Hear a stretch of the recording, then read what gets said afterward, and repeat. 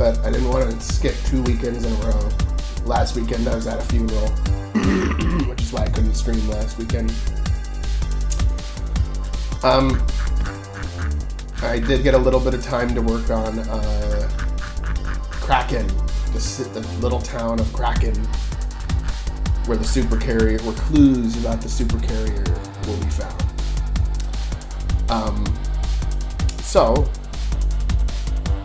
And in doing so, I've made my first parallax map, because making the inside of a round structure with the standard tile set system is kind of difficult.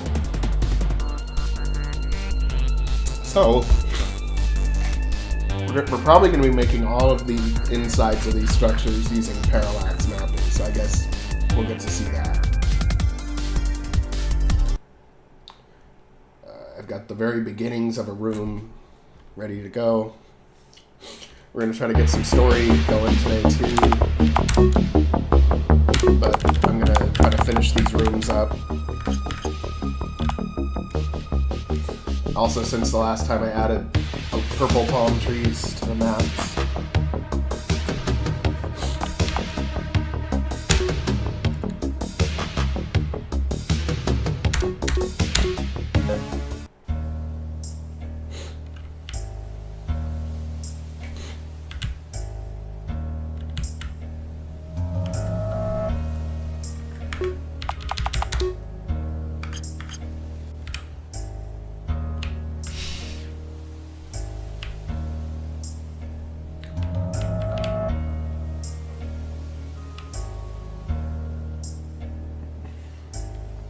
Put stuff on the walls and other good stuff.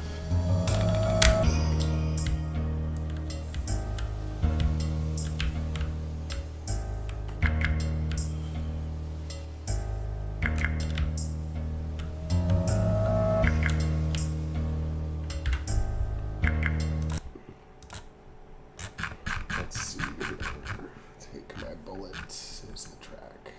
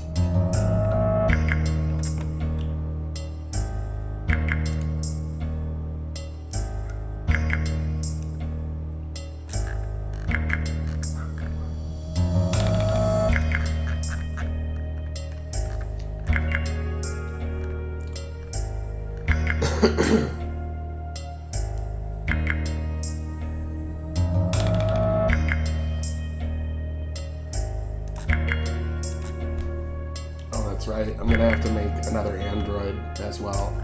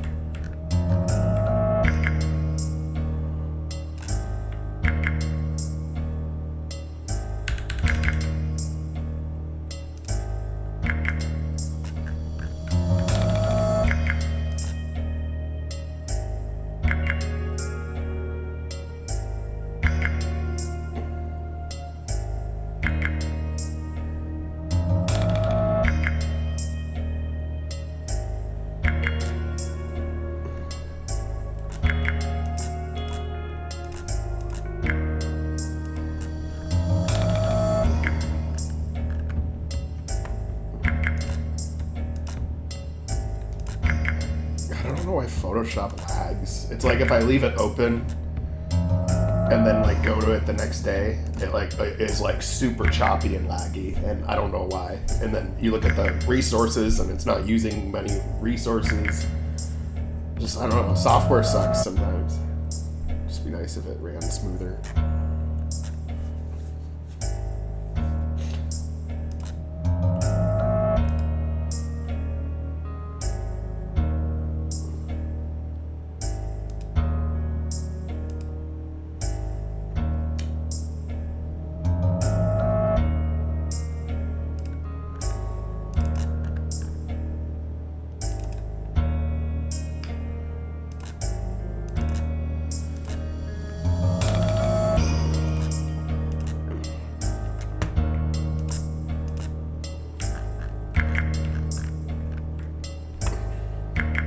Put a Molarian head on the wall, kind of like how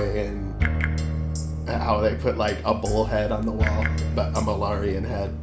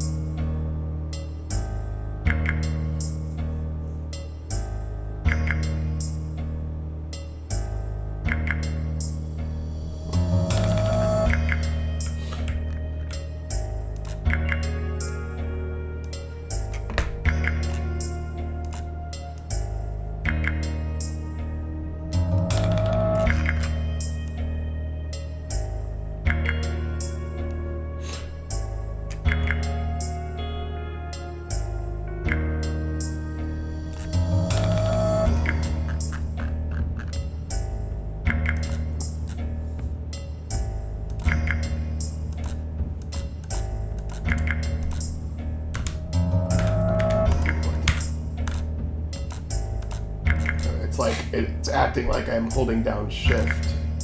Okay, there. Somehow that got selected instead. Ugh.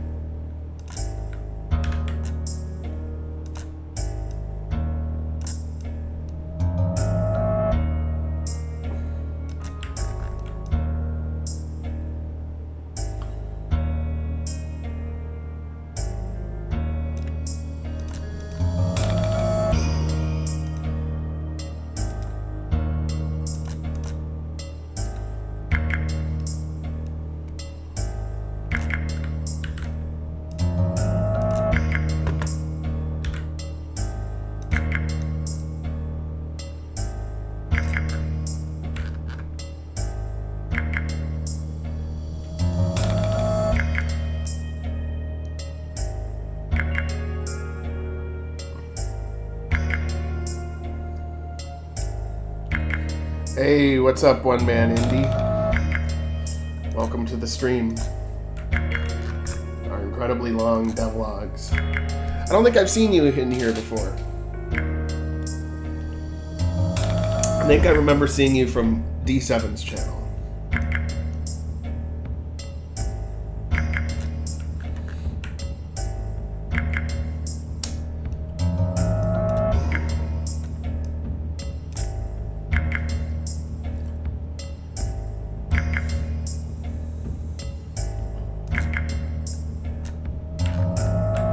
Right now we're just making some parallax maps, but I'm adding some to my tile sets as I'm going along.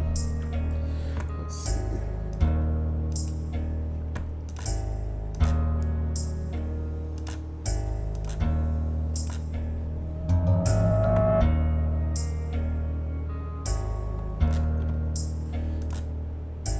Oh.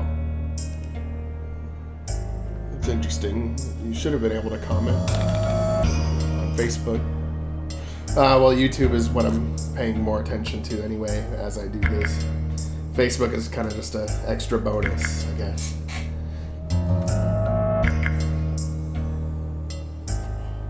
Thanks. Yeah, we do our stuff custom.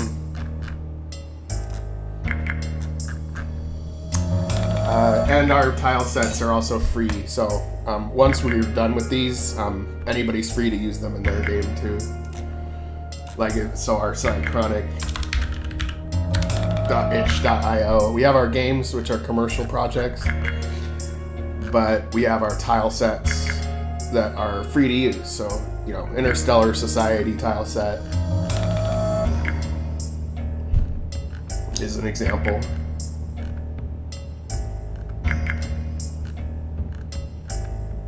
So, yeah, we just like to pay it forward. I mean, we found stuff that helped us out as we were developing. So, wanted to return the favor, I guess.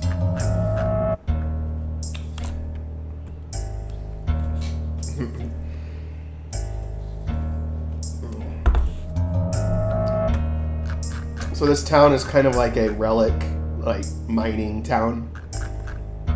They dig for, because an ancient alien civilization died out and they left behind a lot of like technology and stuff. So basically, this is a town where they're, you know, digging through junk and trying to find like stuff they can sell. And yeah.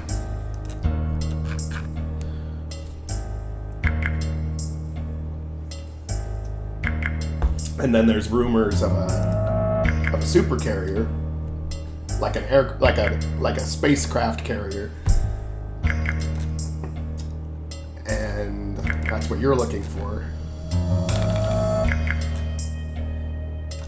And then when you finally find it, it'll be off in the distance, ready for the taking.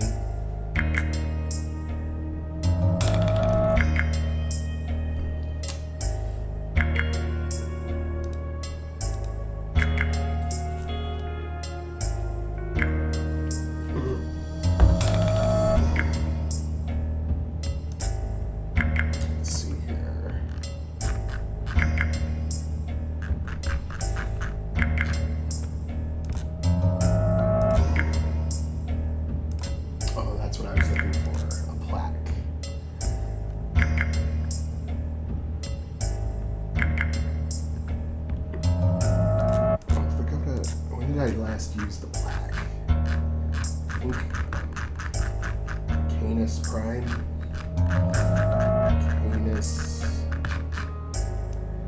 God, there's so many maps at this point, I lose track. Okay.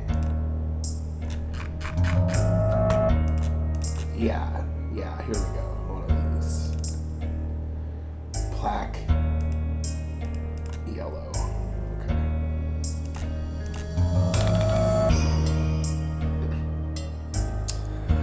No, the battle system on this is, I cobbled it together from free plugins.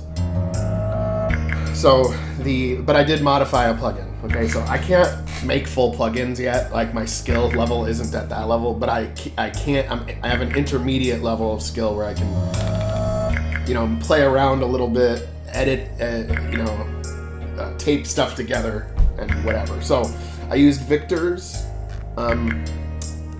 animated battlers plugin.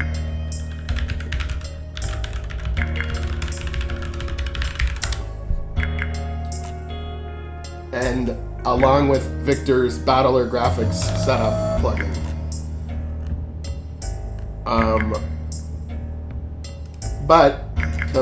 So the battler graphics setup plugin allows me to use the character sets rather than making an SV sheet for every single character. Instead, I can just use the character sets as the battlers. And I can also do it for the enemies as well. So I can make enemies that are animated and move, unlike normal, without making an SV set sheet for them. So that saves me a lot of time. But the thing that the plugin didn't allow for was up and down. So that's how I edited the plugin. I made it vertical instead of horizontal. But everything else is the same.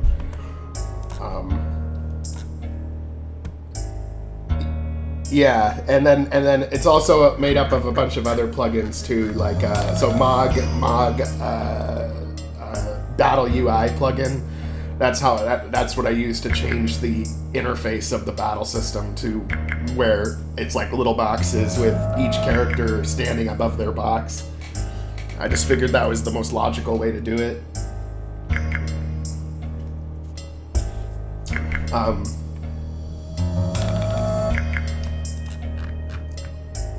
and then an ATB bar at the tops, and that's a different plugin. So while it looks like the battle system is one plugin, it's really like 8 plugins like mashed together. The game has like in total we have 180 plugins ish. So I mean, I'm surprised that this is as stable as it is. Yeah, but I don't know how to code like direct. But I'm not too shabby. I think I will be able to in the future. Like I slowly am picking it up, but it doesn't come natural to me. Let's see here.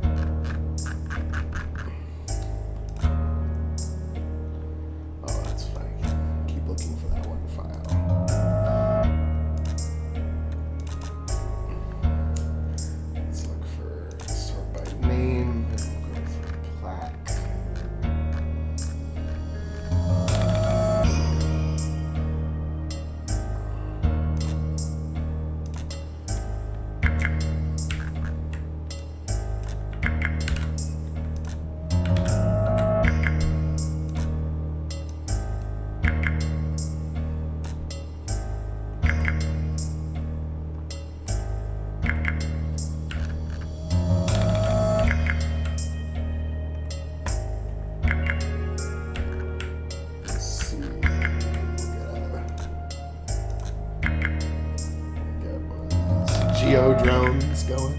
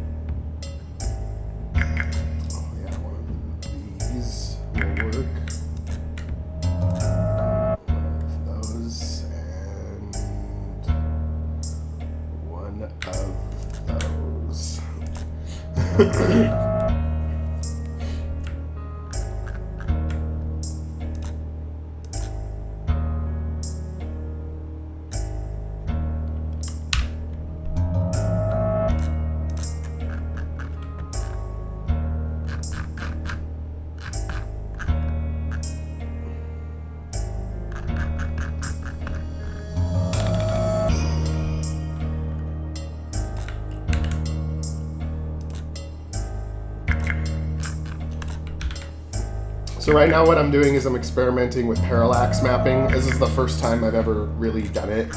And that's because I have to make a room that's a big round room. And with the way that the tile set system works, that's kind of difficult to do without taking up all your layers.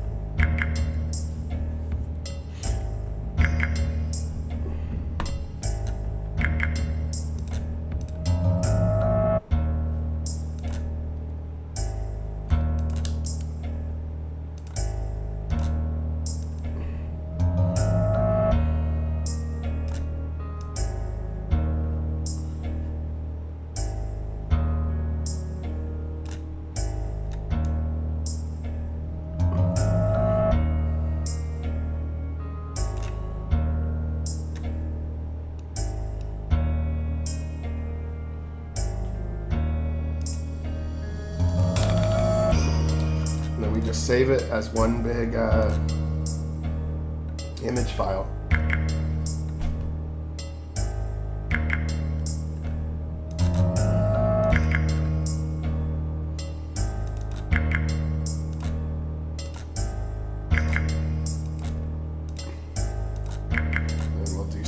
region blocking.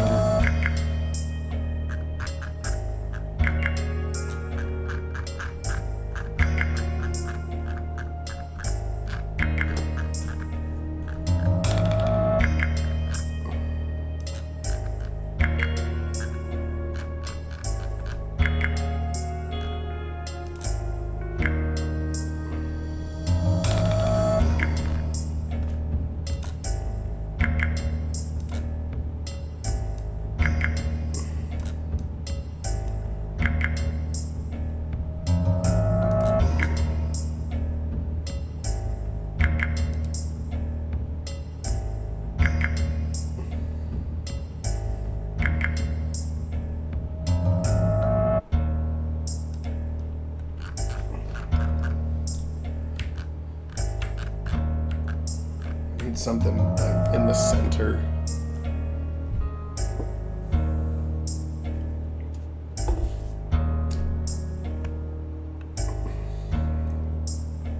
Maybe just like a round lit panel, like a floor piece. Oh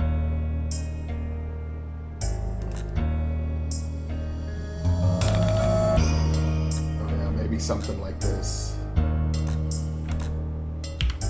but stretched out.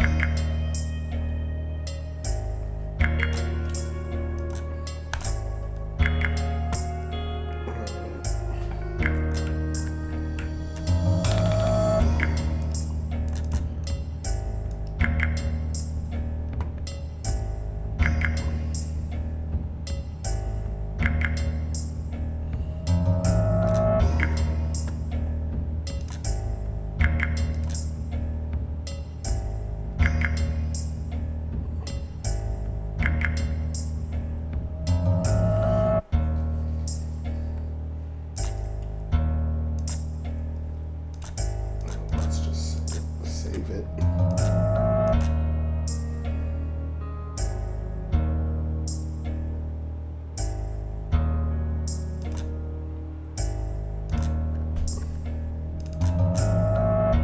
Hey, what's up, Puru?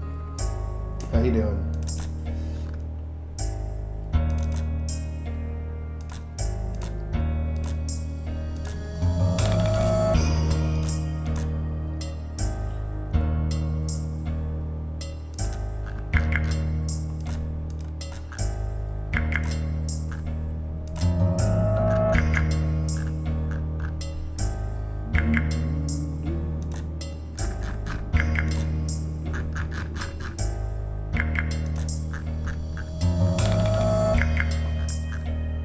Good to hear.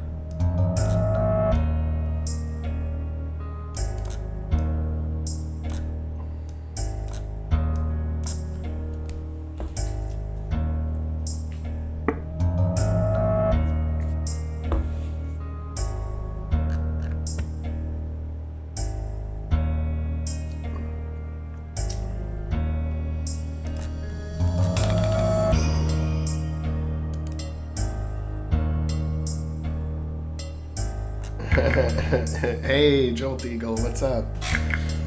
Yep, I am doing some new parallax tricks, that's for sure.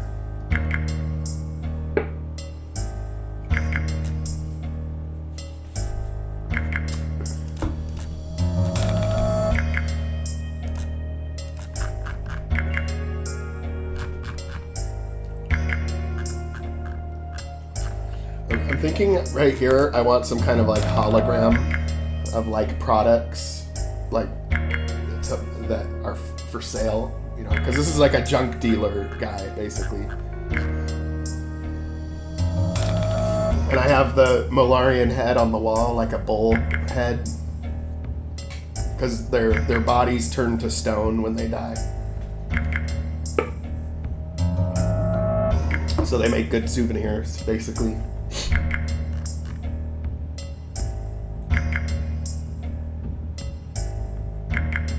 Yeah, I saw you recently did a few uploads. I'm looking at the demo and I'm like, man, we've definitely made some improvements since then, because I haven't taken a look at it for a while now.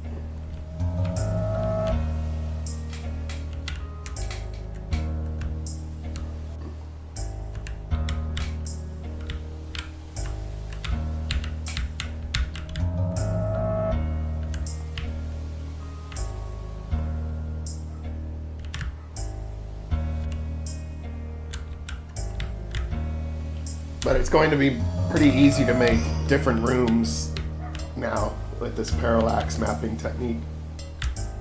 I'm just trying to get the first room right before I make like 6 templates really quick.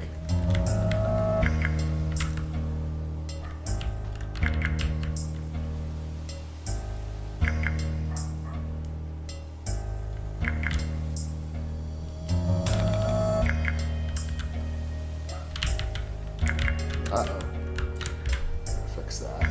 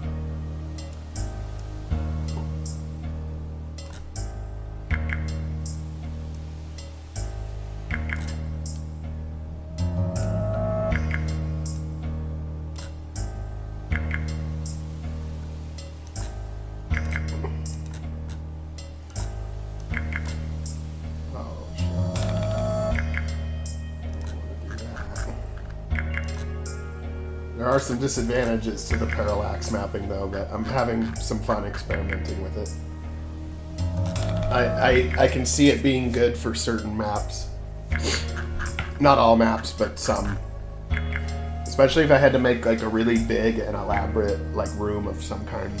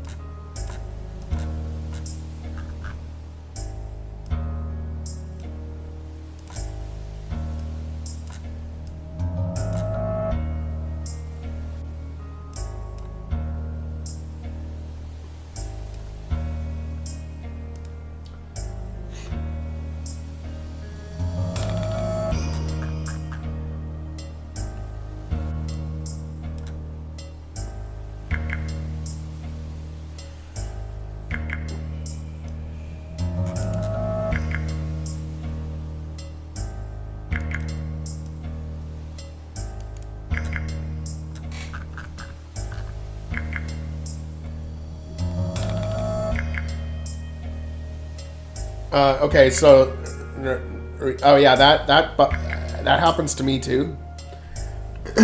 But there's a trick to doing it like this. Okay, so normally if I was using a parallax and I tried to do it like normal, the background would be moving as the character's walking, so it wouldn't work.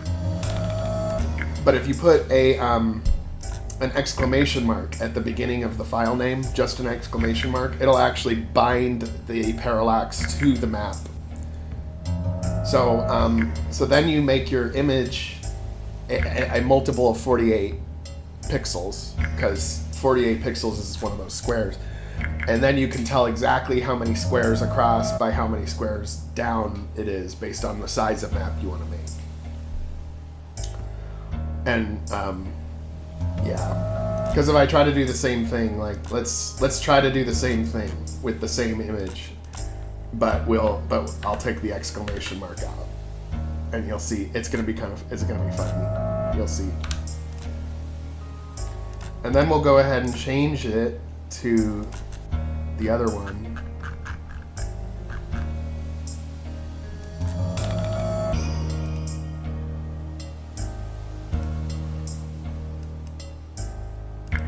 And it looks like nothing's changed, right? But let's try to lock in the map and see what happens. It's been a thing since the engine. I already knew about it, but I didn't use it until recently. But now watch. See, if I try it, like if I don't put an exclamation mark at the beginning, it'll do this instead.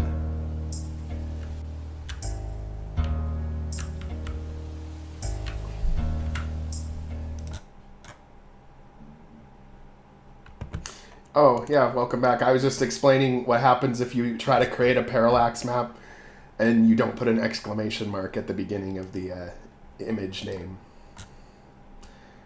And it does not operate the same way.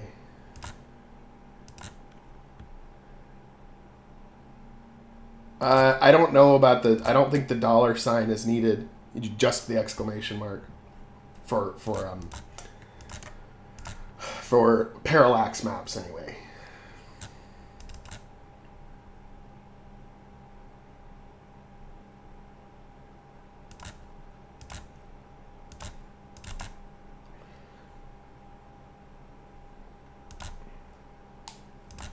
Yep. Well, now you know. Give it a try. See if you can come up with something.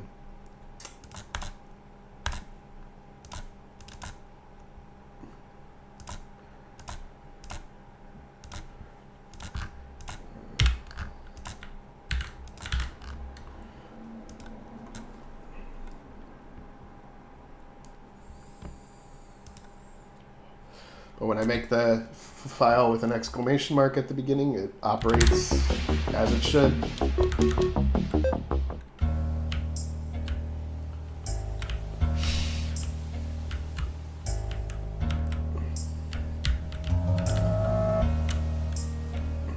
Okay, I gotta figure it out.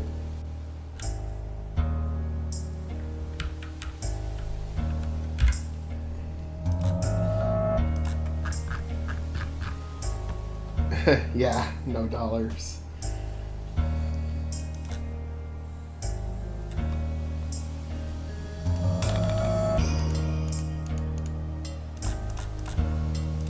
I hate this passability shit. It's like you think you always got it, and then you always miss something.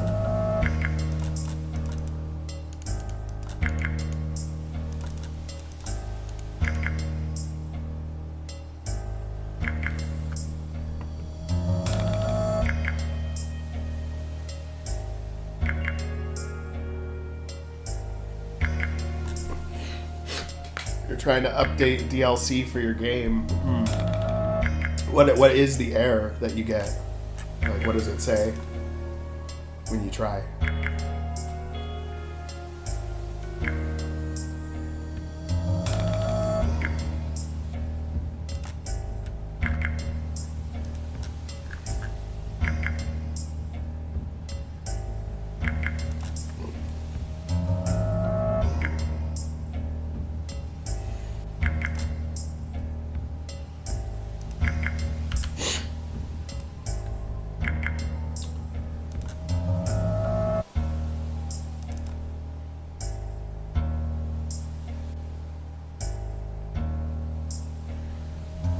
But it didn't used to do that though, right?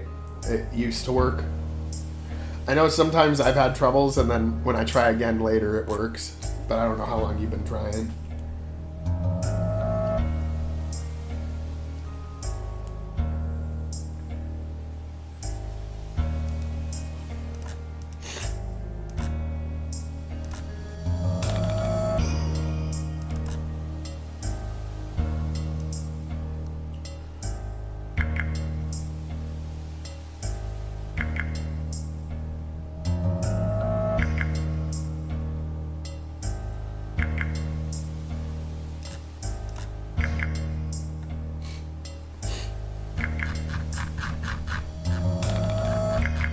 It should have worked by now.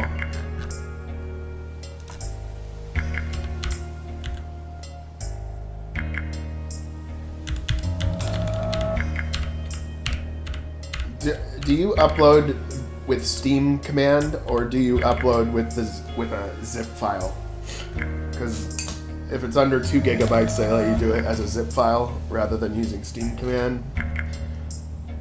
But I know that Steam command usually works better if you can do it that way, but I don't know.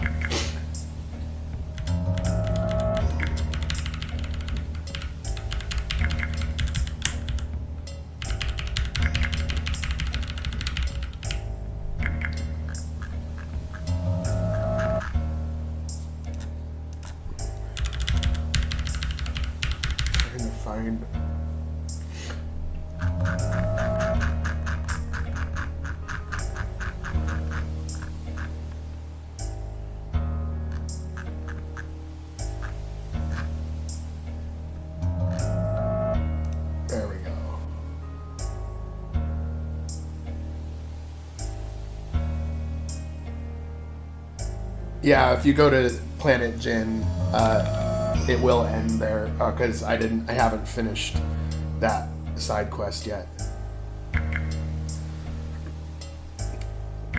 Yeah, Steam command is pretty difficult. It's annoying.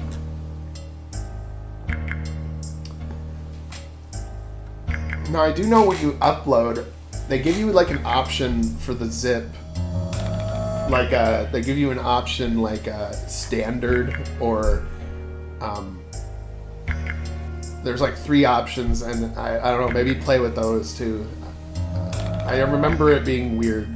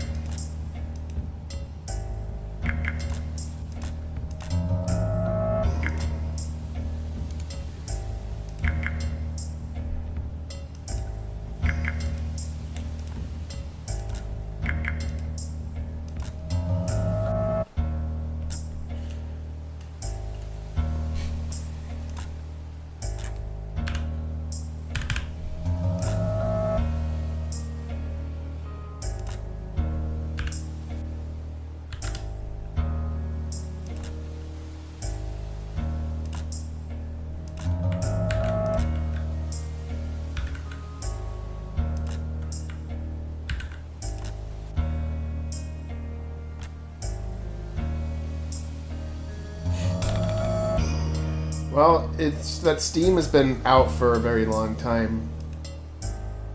Since like 2003 or something, so I mean, they've kind of got what they've got.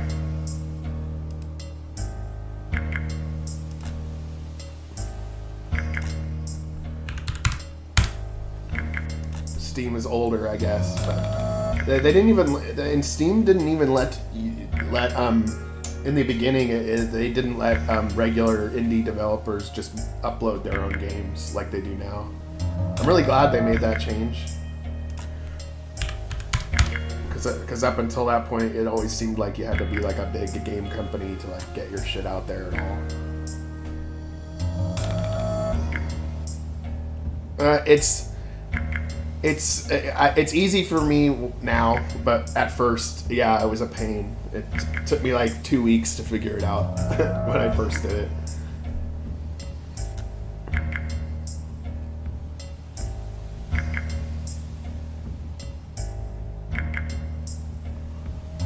And then there's all the artwork. You have to make sure that the artwork is like you have to make like 30 or 40 different like images of different sizes and stuff for all the different parts in Steam.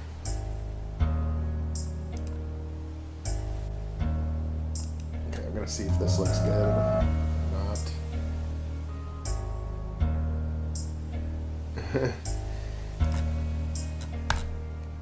Yeah, and I mean the quality of the product is good, but I have fallen behind for sure.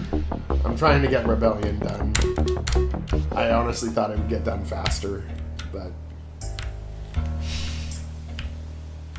Okay, good. Yeah. Yeah, that's good. I like that. Maybe make it spin faster, though. And then cycle between products. Yeah, as far as the story is, yes.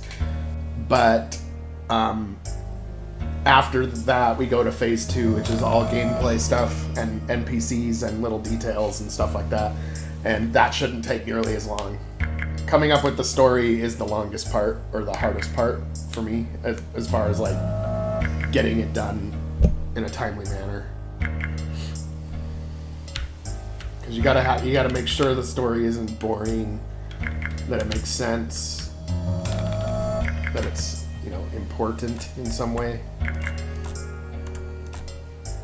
It's pretty easy to fuck up a story.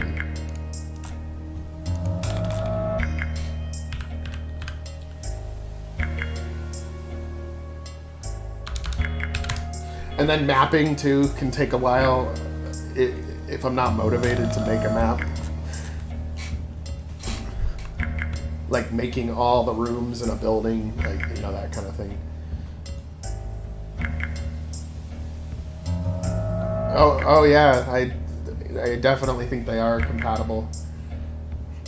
Like the storyline bits from Rebellion will make the main game make a lot more sense too. And there's things I'm going to change in the main game. I'm already thinking of how I'm going to change them to fit even better with Origins and Rebellion. Yeah, because this is all one big story, right? So a lot of the... Because Starshift kind of is like Suikoden in the sense of having a very large cast of characters. And all these different individuals doing these different things. But it's all related to the same story. So when I first made the demo or the main game, you know, I had, you know, you have all these characters, but they seem kind of flat because it's like, why are they doing what they're doing? Why should you care about them?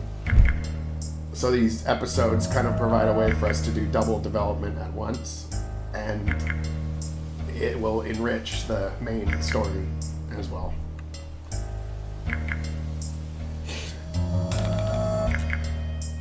Yeah, I think that we do want some freelancer characters in Starshift. I think they need to come in at some point, probably shortly after you decide what to do with Artemis, whether to save her or not.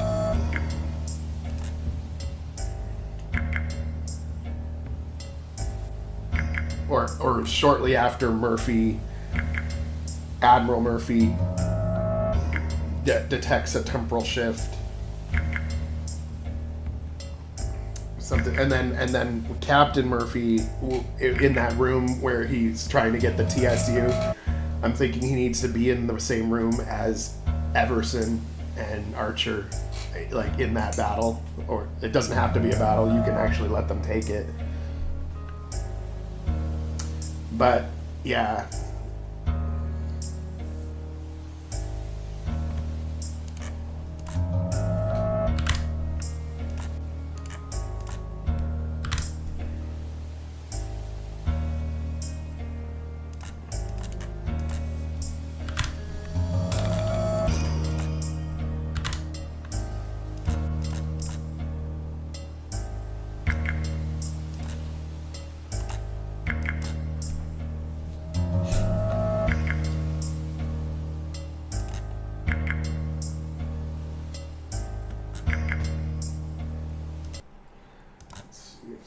Fast enough spin, or if it's too fast.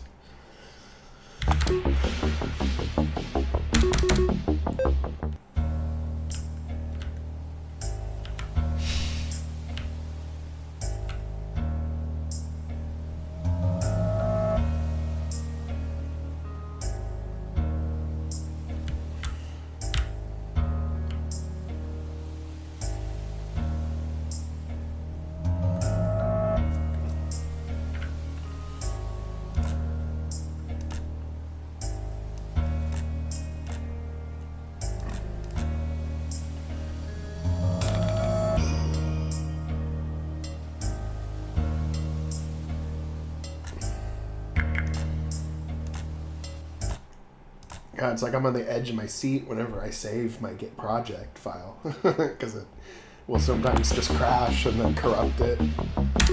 I think I'm pushing past the limits of the engine, or we're pushing it. If there's too many switches, too many events, too many tile sets.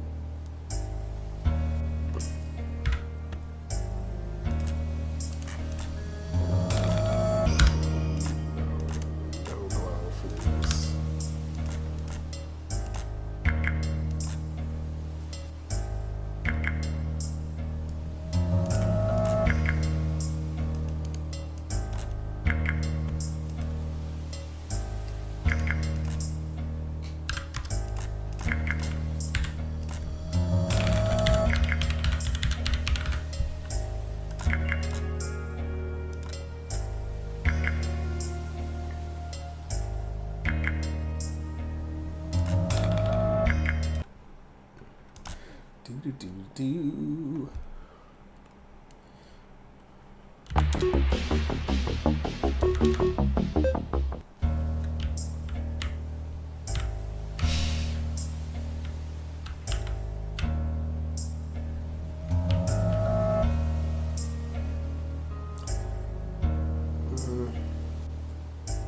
I think probably a little longer is better.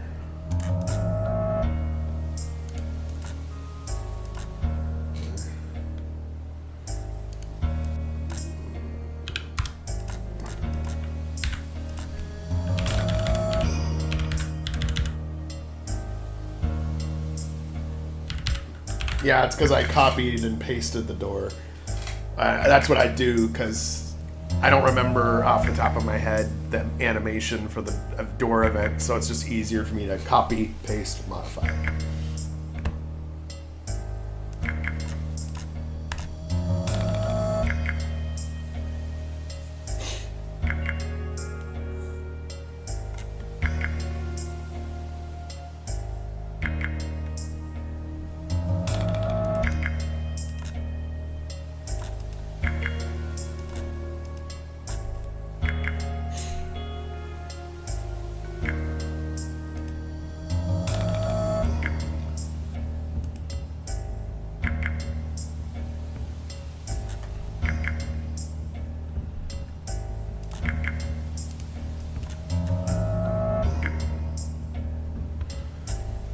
The story today is what I'm thinking is that, okay, because you as the android know that the supercarrier is in this area because of all the shit that happened in cyberspace, including Zeron's consciousness being copied by Kern. Okay, well, Kern is basically a master of cyberspace, but he's physically not on Infernis. He's physically near Earth, Soul area. But he got Zeron's consciousness. So what I'm thinking is that another android walks into this town. You get there and you realize the supercarrier hasn't been activated yet, so there's still time. But another android comes into this town and starts, touching relics, and they come to life and all that shit. And that's when you realize, wait, the other Zeron is in that android. And the android is like gonna go to the supercarrier, and you have to, it'll be like a race against time to get there. And just as the other android's about to activate it, you stop it. Or something, maybe something like that is what I'm thinking. No, I don't know what to do about Evo 9. I don't know what to do about Evo 9. I don't know if I want to open that can of worms, because Evo 9, once you get to know him in the main game, none of them have worked with him before.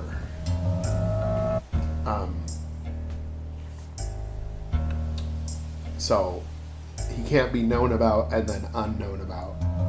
No, I'm thinking this is just another android, another, like, because for all intents and purposes, Cronus 13 was a generic standard android until Xeron got downloaded in. So this other android will be similar, maybe it'll look a little different, but it'll be a similar situation.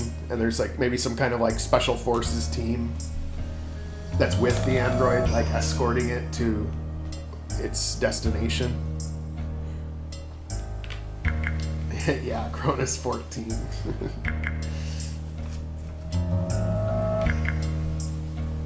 But that might be a little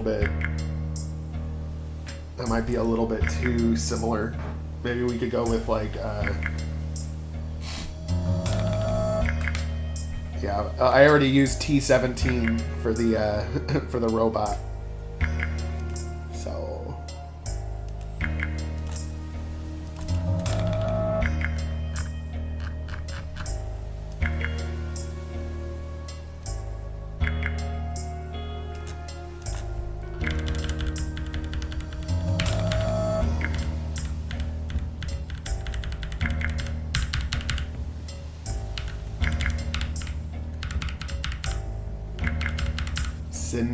syntax.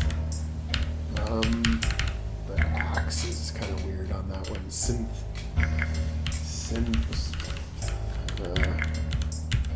We'll figure it out. We'll figure it out.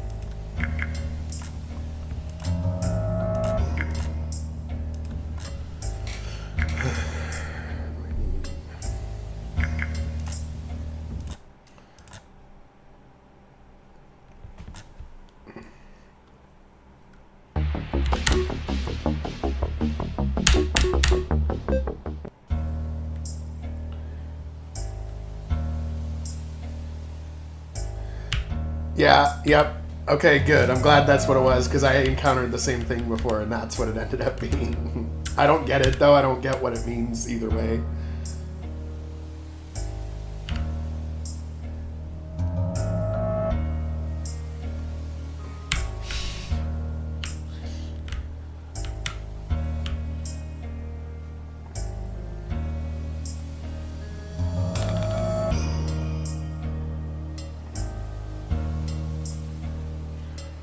Yeah, we just need to have more holographic products cycling, but for now we'll go with 2. Those are the only 2 I have at the moment.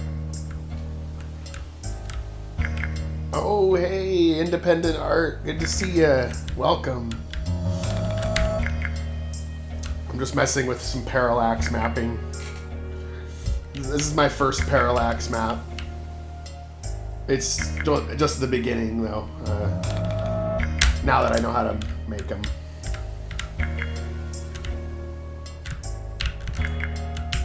Oh, God. Oh, hey, wait a minute. working. I'm supposed to, those railings are supposed to operate differently than they do.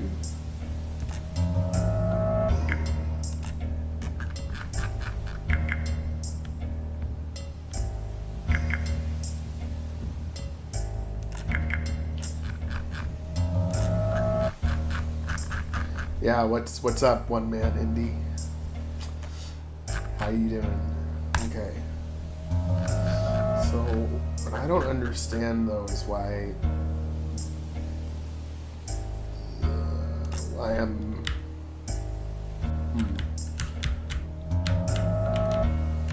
those boxes work or no they don't. Okay. I don't know why I'm able to walk over all of those. Oh, it might be. Oh, okay. Never mind. That's why.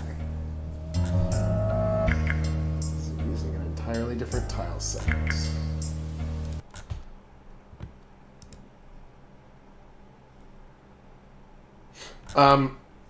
No. Here's what I did. Okay, so this is just a parallax image, and it looks like this. And then I can use the normal tile set system if I want to put something in it, like boxes or something. And this is just one PNG file, so I can get, because I kind of had to do it if I wanted the room to be round, because making a round room with a square tile set system is kind of hard. So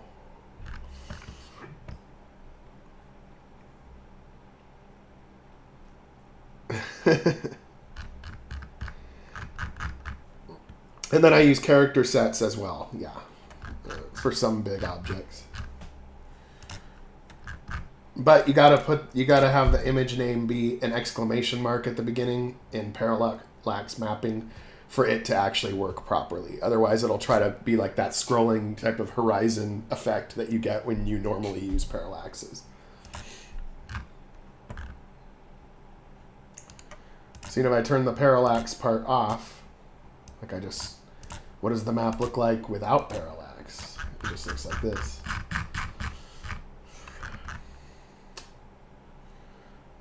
But I can use this as a template, right? Because now I have this round room template for this town, and I can make the specifics of that room different for every one of them relatively quickly rather than, yeah. So, we're doing good.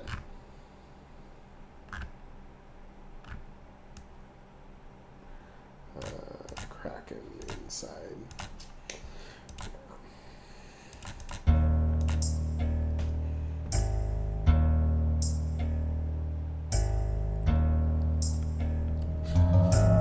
No, in Origins I did use parallaxes a lot for what they're normally used for, but I didn't do any parallax mapping. So I never made like where you're walking around in the map that is a parallax. This is the first map that I've done that's like that. But I've used a lot of parallaxes though for cinematic effect, and yes, I love using parallaxes.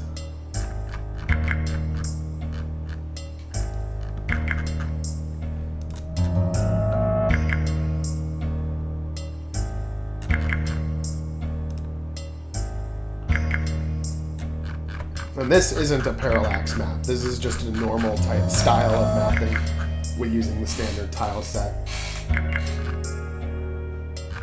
But I kind of ran into a problem when I ran into I need to make a big round room. And then that would mean I'd have to take up 4 layers of tile set just to make the inside of one room. Because of how big it has to be, how big the curved wall has to be.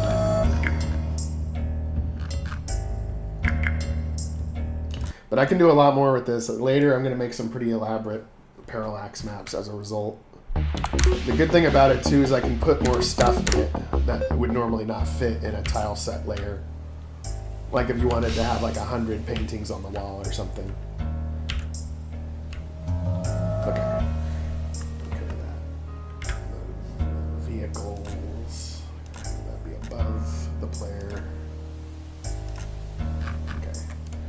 not going to take too much longer on this. I just wanted to get this one room basically done.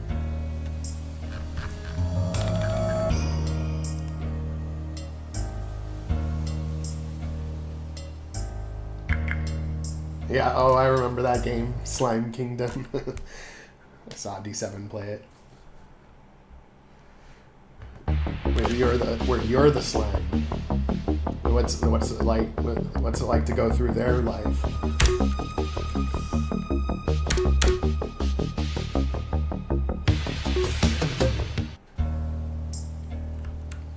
I believe the slider difficulty settings work. We can try it. I'll set it to 200%. I think I changed it to only go to 200%.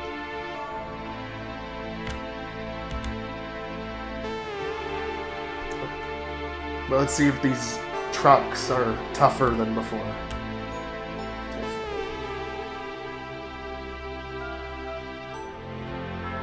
Well, if I recall correctly, it definitely worked in the past, so maybe it stopped working and I just never noticed.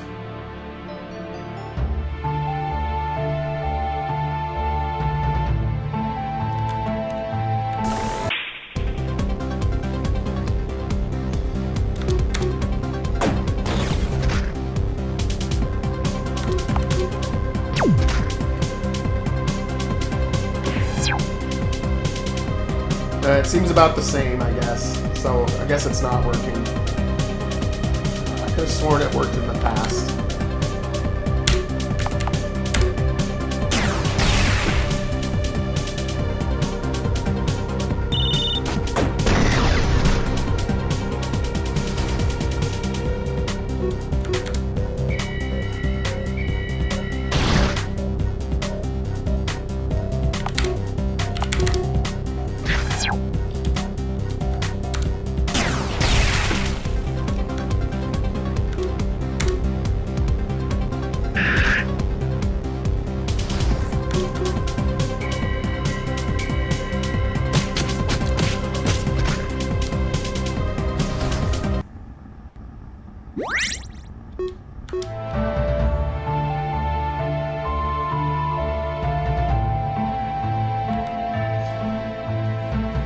Yeah, it does allow you to go up to a few thousands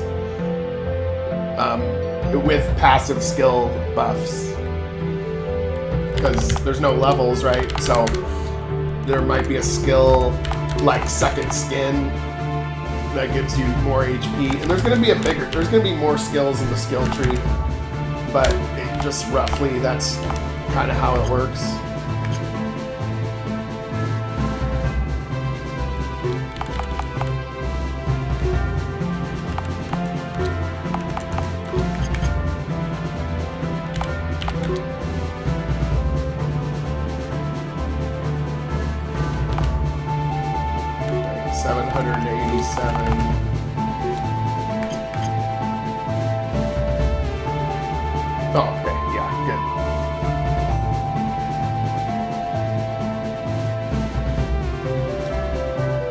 Yeah, and like with implants and like armor and stuff, yeah, you can push up into at least the mid thousands by the end of the game. But again, the episodes are shorter, so you never quite hit that point in the episodes. But in the main game, yes.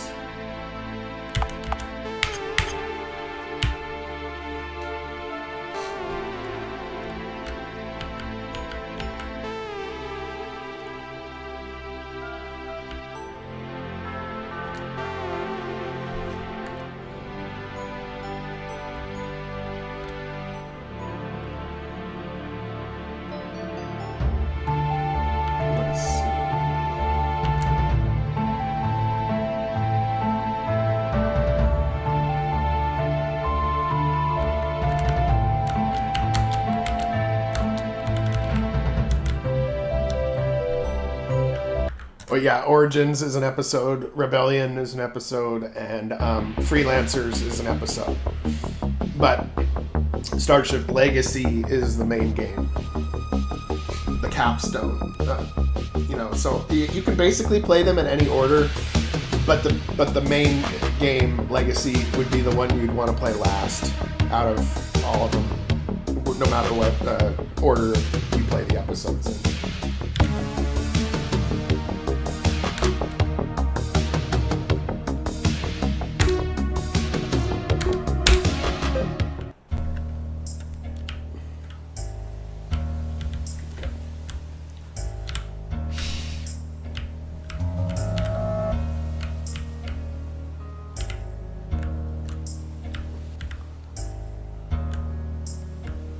So I'm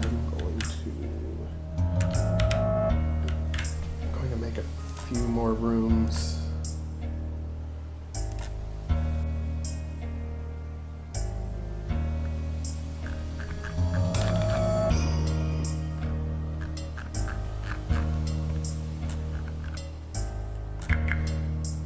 Maybe make another room that's like a saloon or something.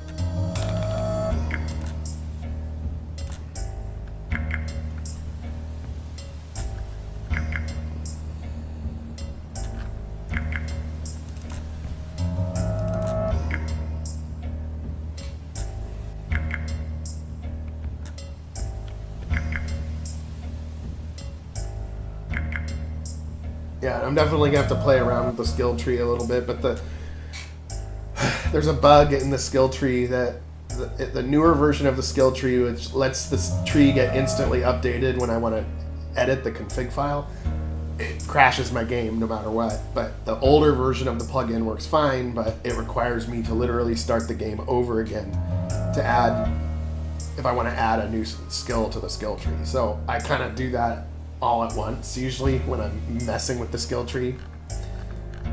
After we have a few good ideas for skills, I'll, in one day, like really mess with it and then start a new game, because that's the only way I can do it without it crashing. It'd be nice if we could figure that out. The plugin is Sumfire's skill tree plugin. Let's see here.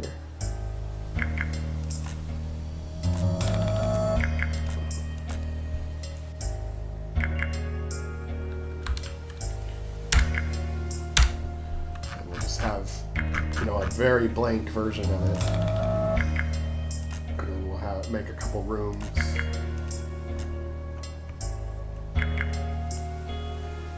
Oh yeah, no, I want to add those skills. We'll get those skills added in.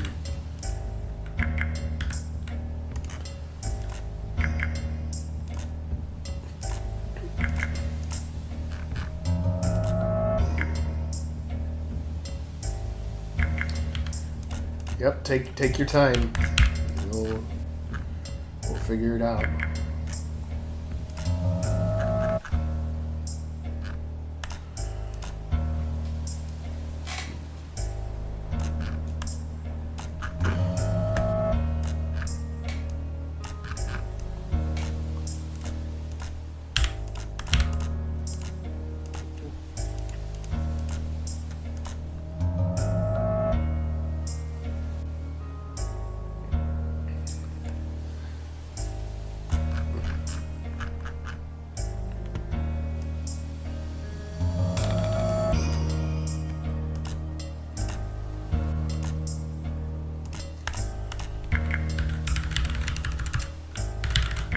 Oh yeah, we need to make it look like the sun is shining.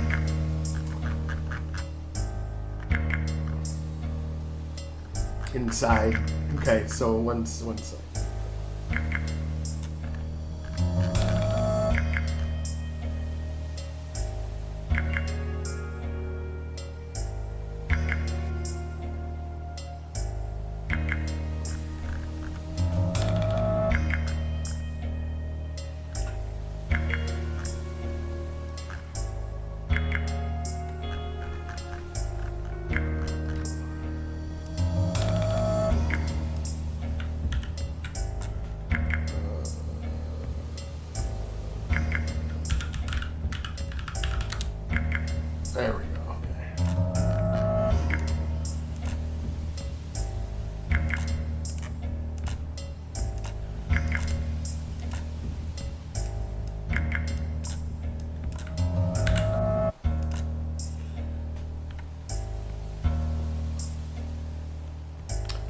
Yeah, PWR is just MP.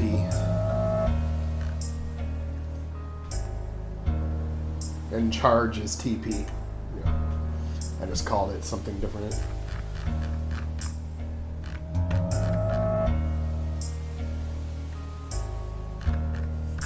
Let's see.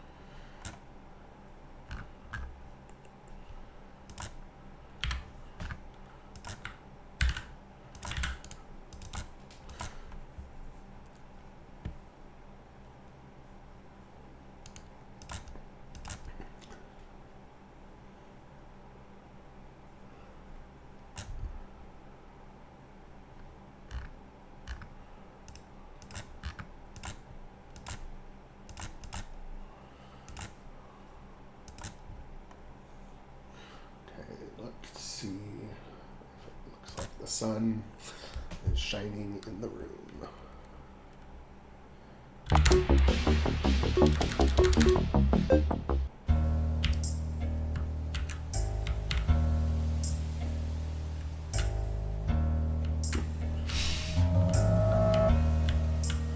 Sort of.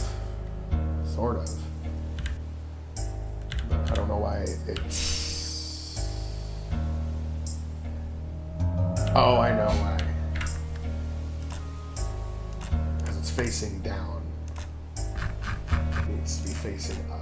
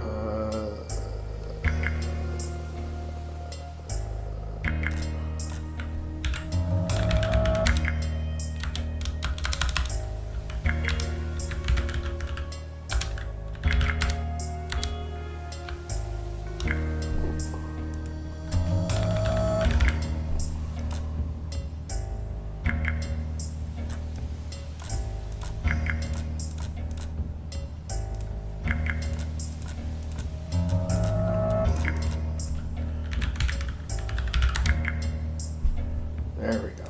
Jesus.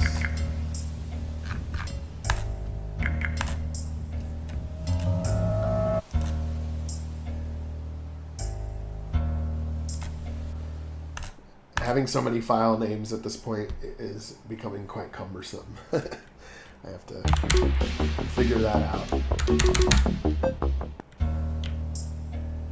I'm going to be looking forward to a clean slate with the 2.0 framework.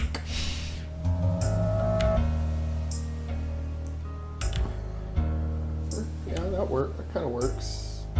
Maybe making it a little smaller would be good, but it kind of looks good. Okay.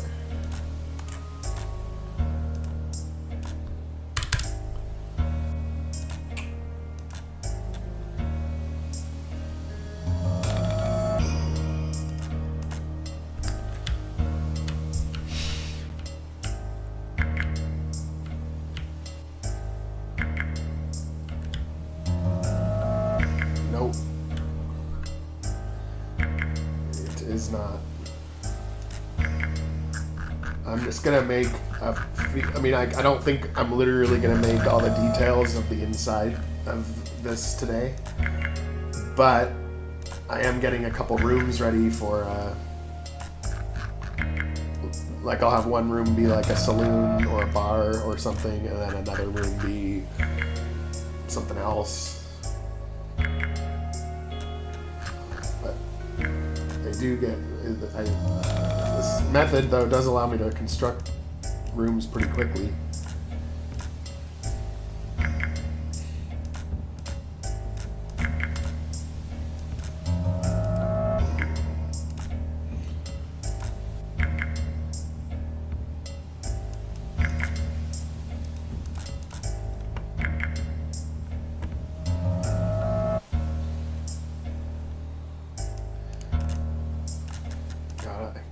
Gotta love those bugs. I don't like bugs. So easy for it to happen, though.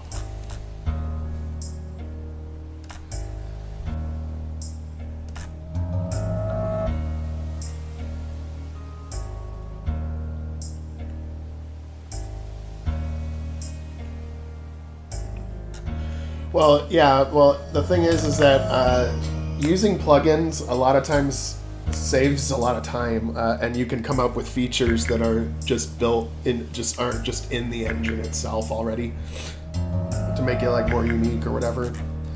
But I think that since RPG Maker Unite is in Unity engine, there's going to be a lot of stuff already available, like baked in, to be able to do a lot more.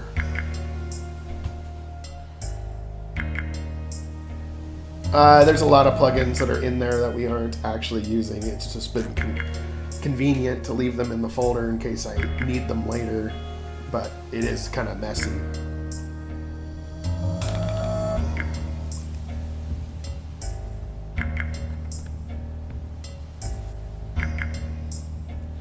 Yeah, some of them I've turned off because there's a lot of plugins that work great, but it requires you to start a whole new game again, otherwise it just crashes. And so there's a couple plugins that I was like, oh, that feature might be cool, and then it crashed when I tried to do it, and I was just like, oh, I'll turn it off and worry about it later.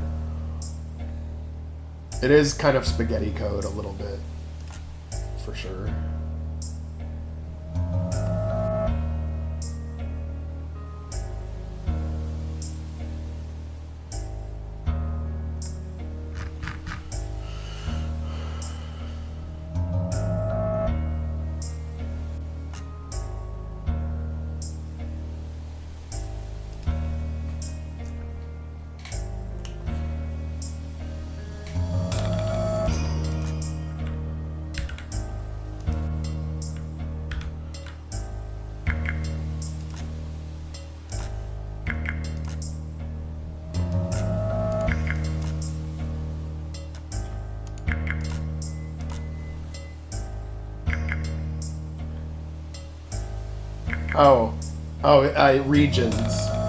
Region, because I set region 120 to be a blocking region, so if I'm using a parallax map, by default you can just walk all over the map, and so the 120 region is, I put that up on against the walls and stuff so that the player can't just walk up the walls.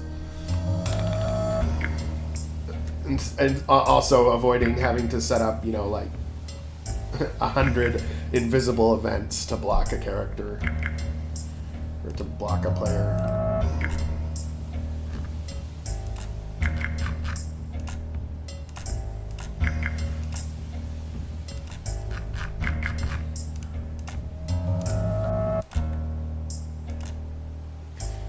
Yeah, it shows up as regions. That's what it's called. Maybe it's called terrain in the older version of RPG Maker. I don't know, but yeah, it's right here, this little R tab. So see, I put the 120s wherever I wanted the player to not be able to walk.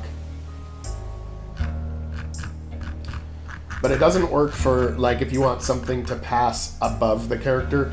So anything that you want to be above the character in terms of passability, like if you're walking behind a box or something, then you would use the standard tile set pieces. So like if I wanted to put some couches in here and stuff, I'm just using the standard tile set for that part.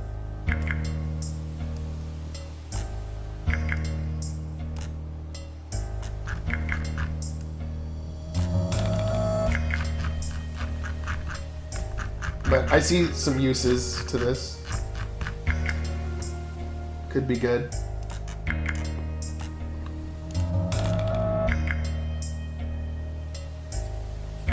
Okay, yeah. That would be the alternative. It's just using invisible blocks to block the player as well. That would be my go-to. That would be my option number 2, I guess. 'Cause I don't think by default regions block the player. I think it's a plugin. Yeah, on flies, region restrictions. Region restrictions. All restrict 120.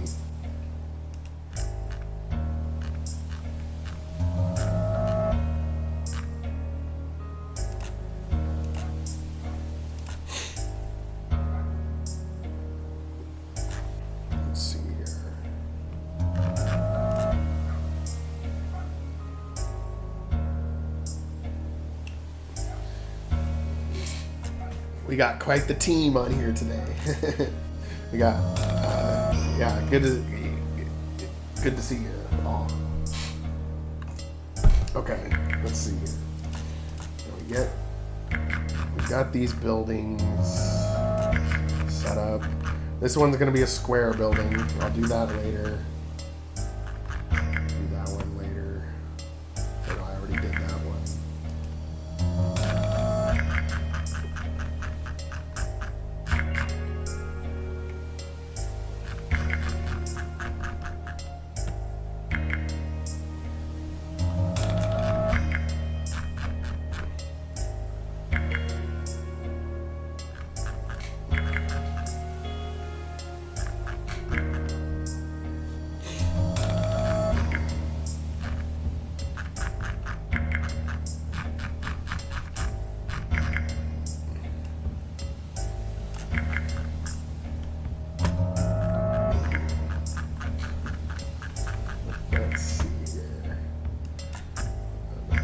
Make some kind of like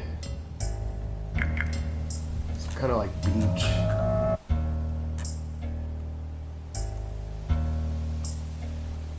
Because we are right on the beach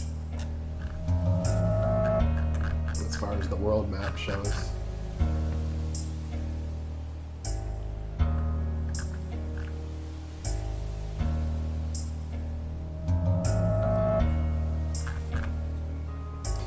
Yeah, maybe we could do a beach, and then that's when you walk up on the android, like pulling something out of the water, like we're using telepathy or something.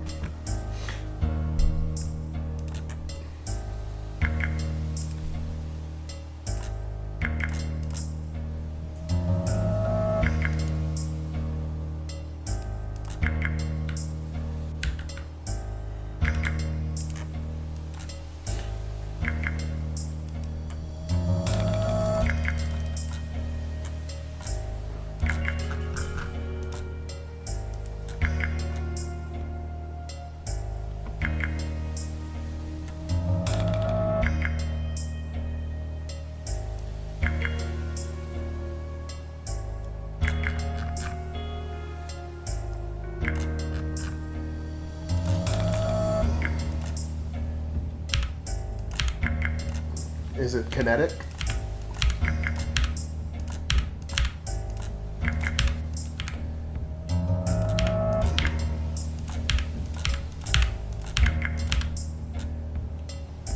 Yeah, that's what I thought.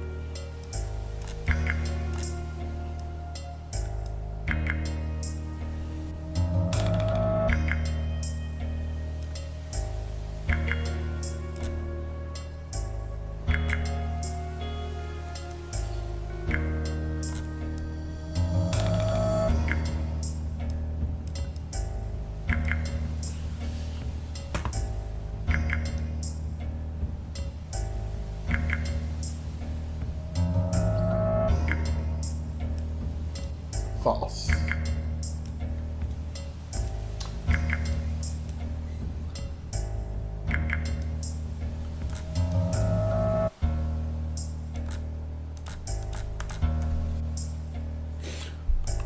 Let's see here.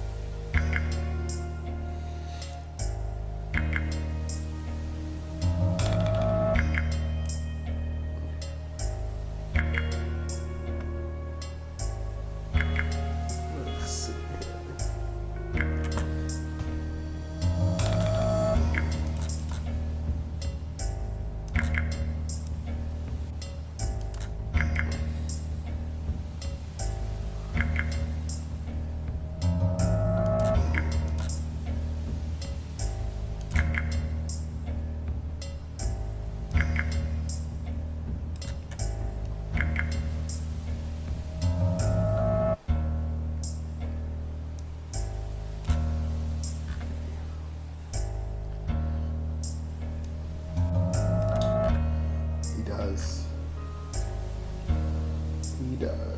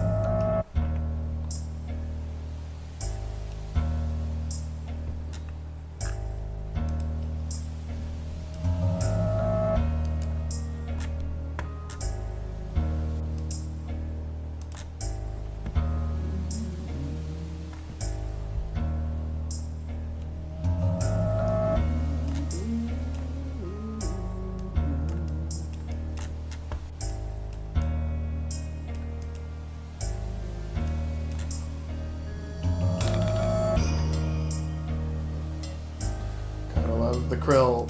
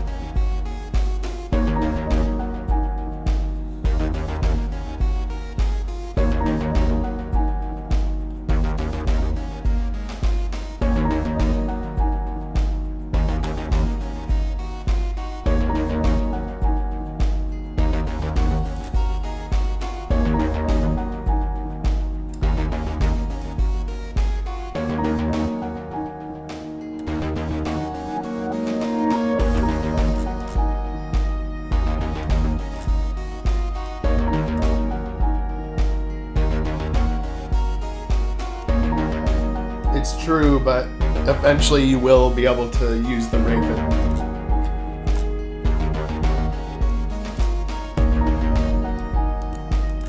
Because last we heard about the Raven, Magnus Archer said it was somewhere safe.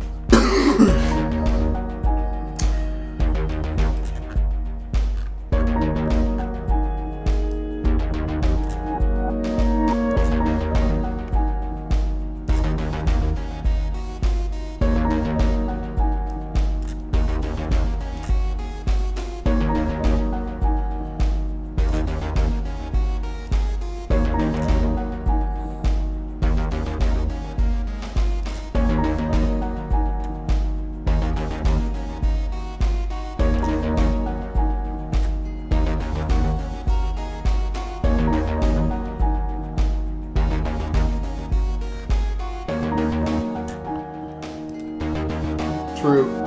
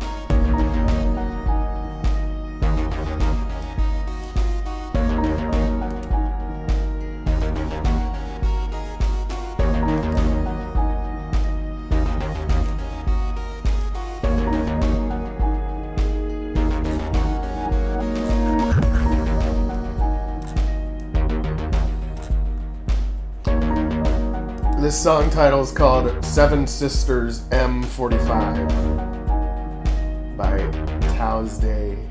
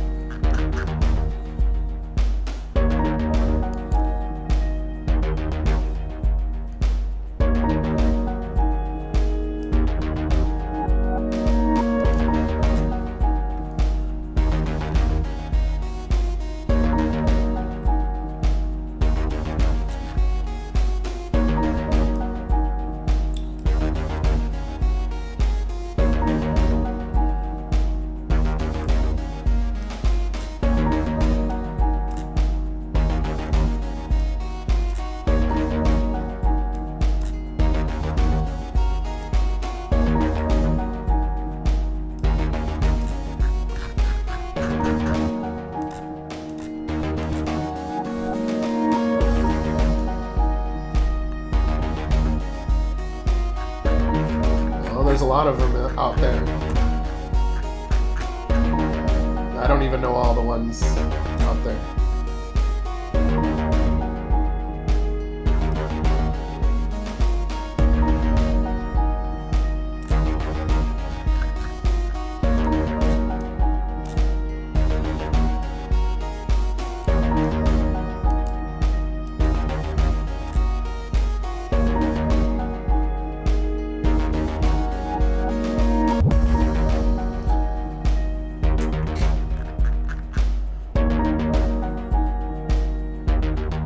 I guess the answer depends on your point of reference. Like, it might be the outer rim to you, but to them, it's the core worlds.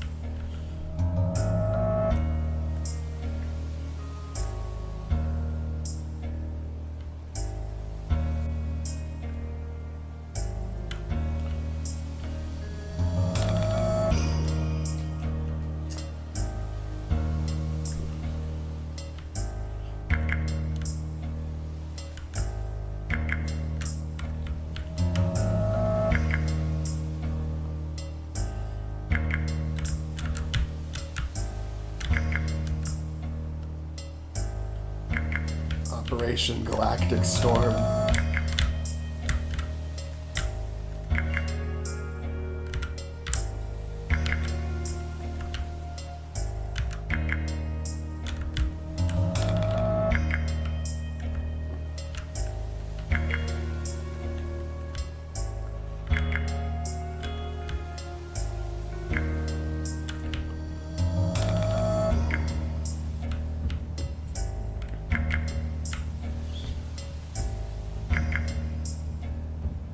Yep, it's cute water. But I'm kind of thinking that the evil android is like standing and looking out at the water, and then like holds their hand up, and then like something big like comes out of the water, like a boat or something, or like some sort of Malarian like large vehicle that you wouldn't normally find on a normal relic hunt, with like people going like, oh, excellent, how is he able to do that, you know, that kind of thing. Meanwhile, your characters are freaking out because you know at that point what's going on.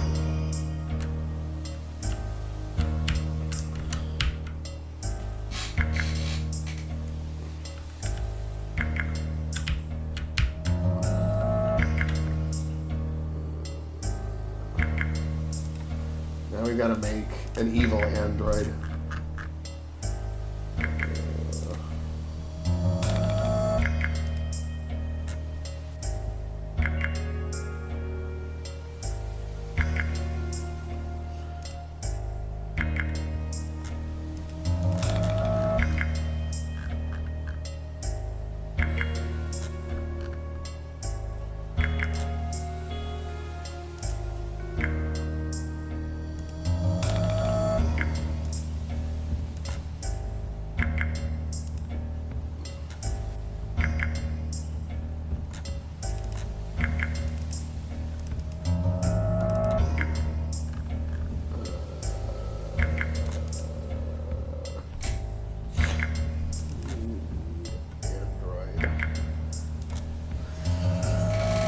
need to import an Android. Let's see.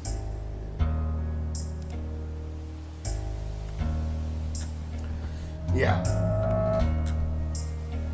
Yeah, only Zeron's consciousness can operate the supercarrier, and Kern made a copy, so you're going to encounter the other android who it was copied to, but of course that android is loyal to ESA because it's programmed to be. It'll be a race against time to get to the supercarrier in time. In fact, maybe there's a moment where it looks like the other android was about to win.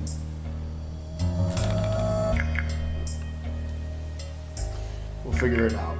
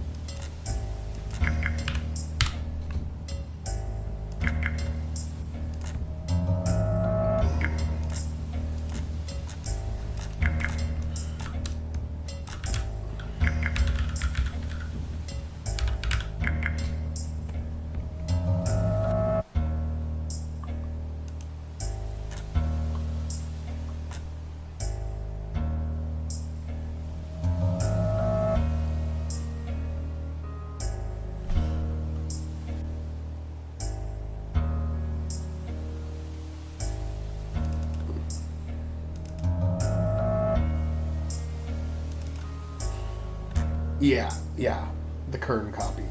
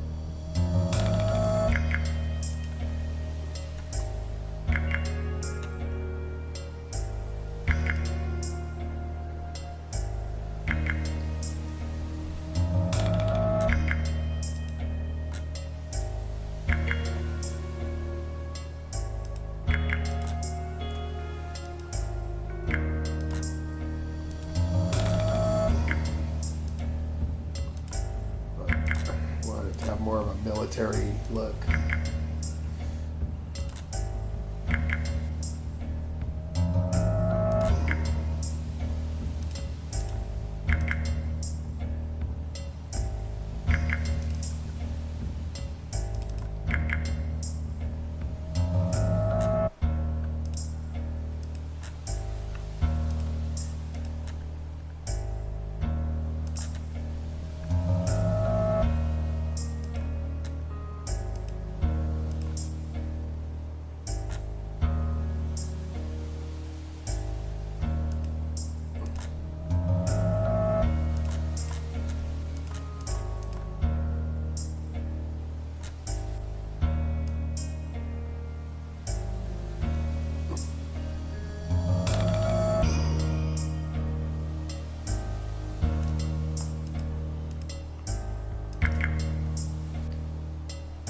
I want to make this android.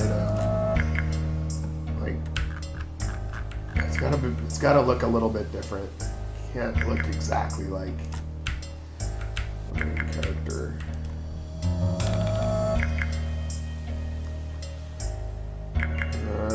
I'll figure something out after.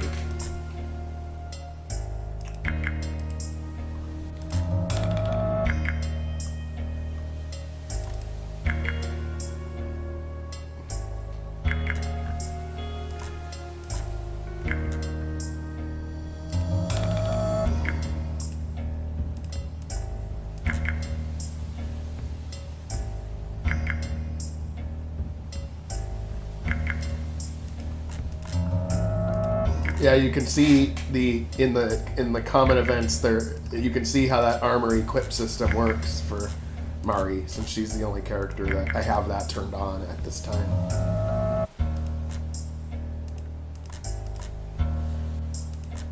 Because I think it would be neat to have a visual equip system where the character sprite looks different based on what armor is equipped.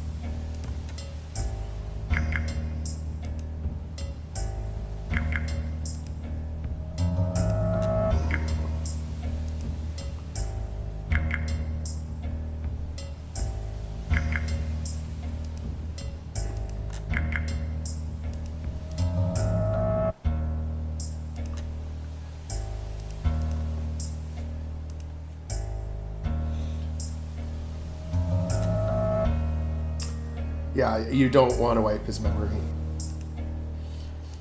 There will be something that happens later where his memory is really needed.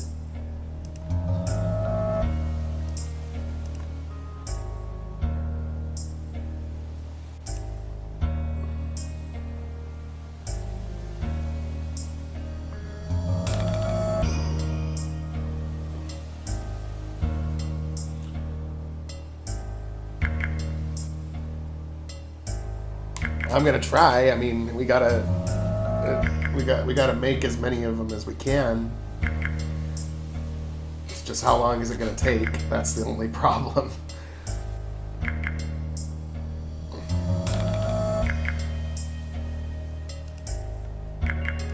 Give this android a hat. That works with me.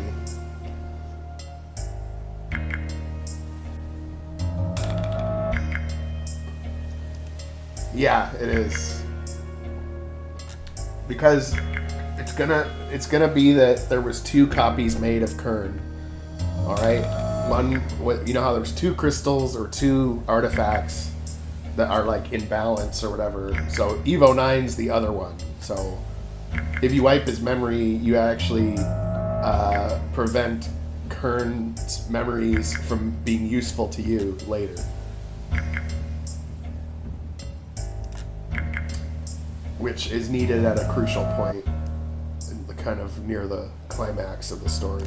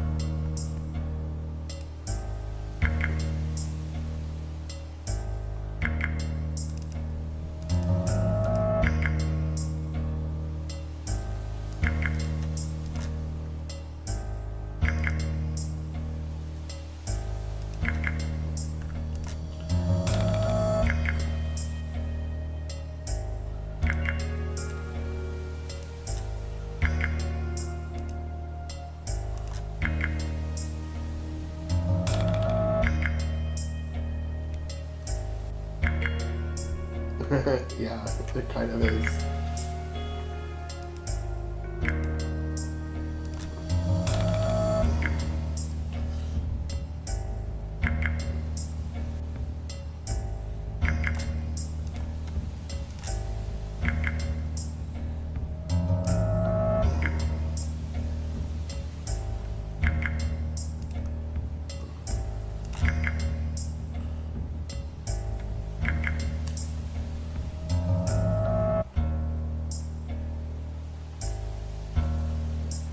Problem is, this android doesn't look evil enough. We need to make him look, like her look evil.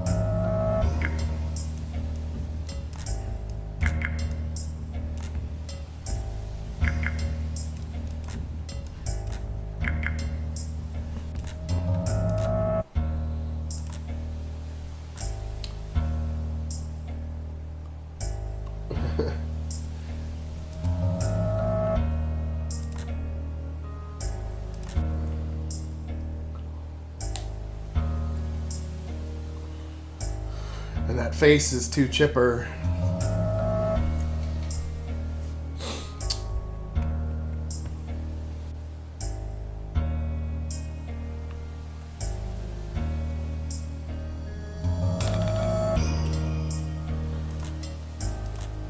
Maybe we'll give this android a full head of hair. What do you think?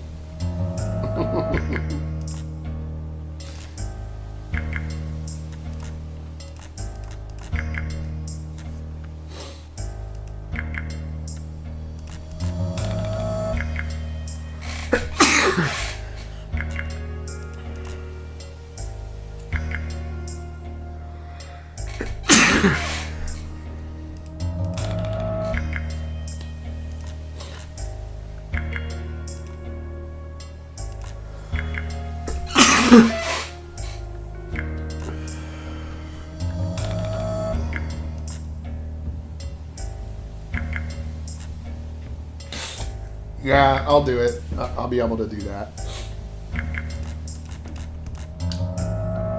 I don't think a full head of hair will do, though. I don't think that's the right approach.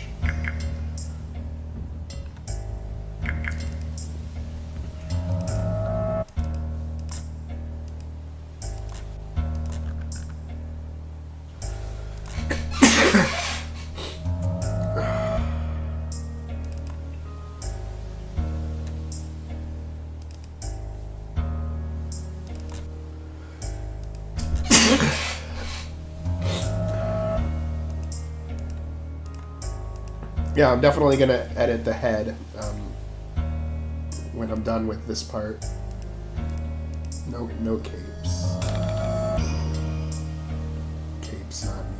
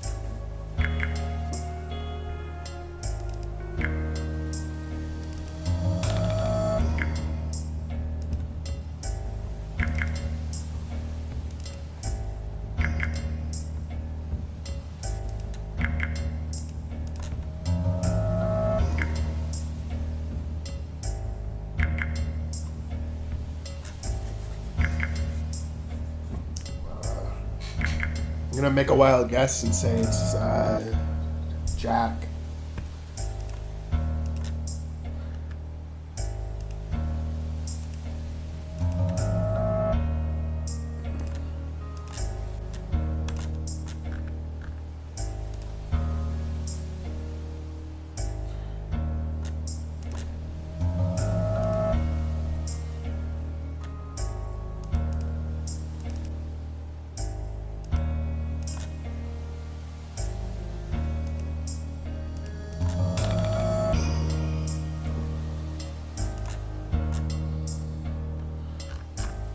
Okay.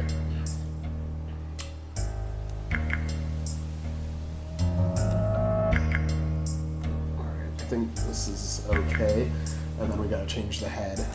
I'm gonna make it look more like devoid of life.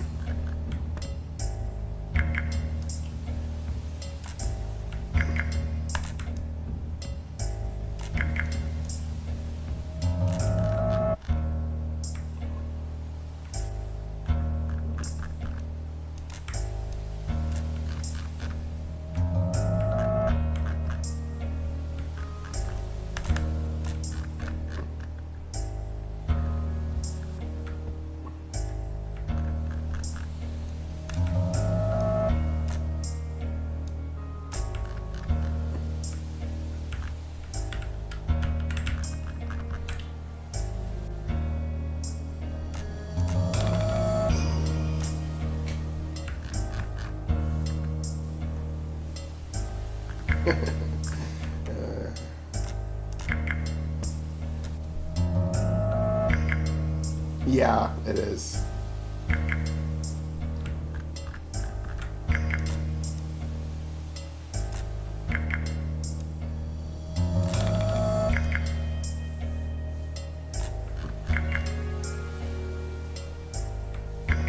It's to make humans more comfortable in the presence of an android.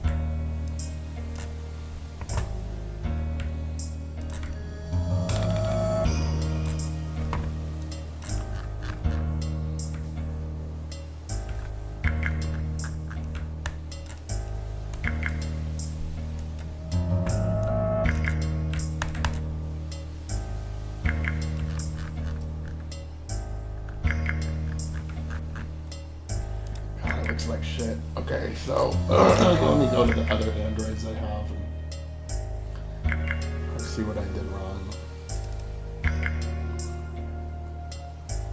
Wrong folder.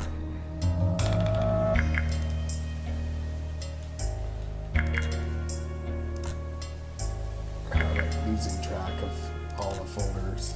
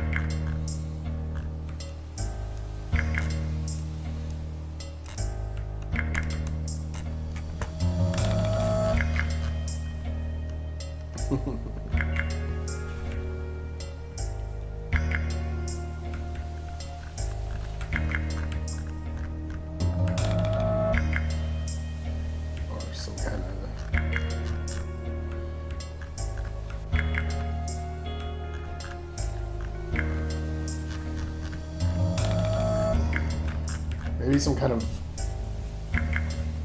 visor or something.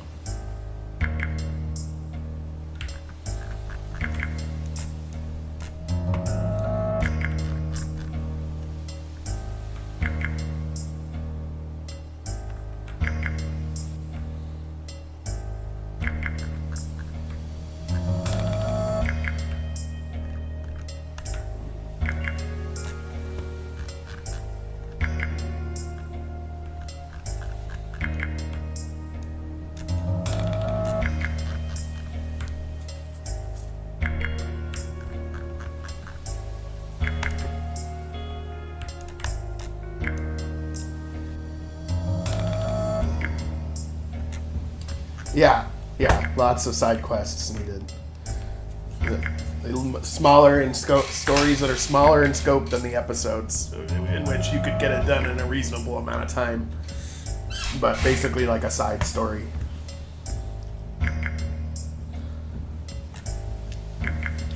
Similar to the Calvana or the Mushroom People.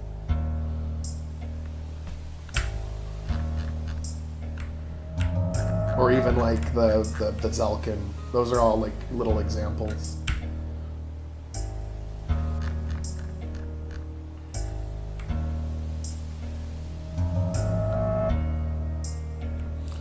Yeah, correct.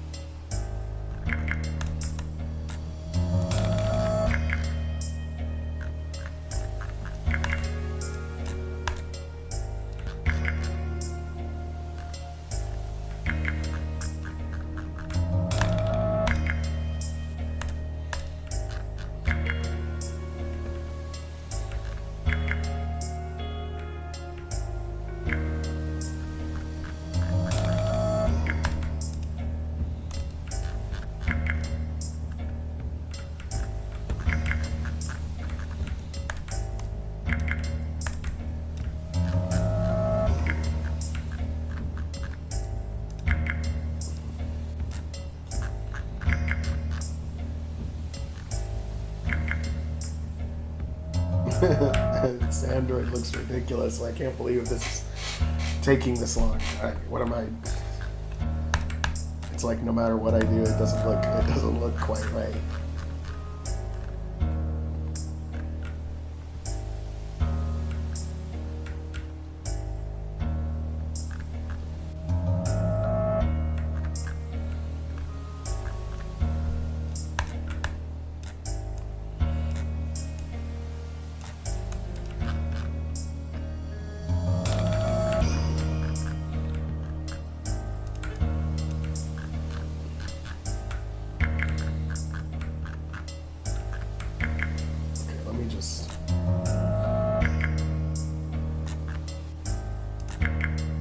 Use this android's head.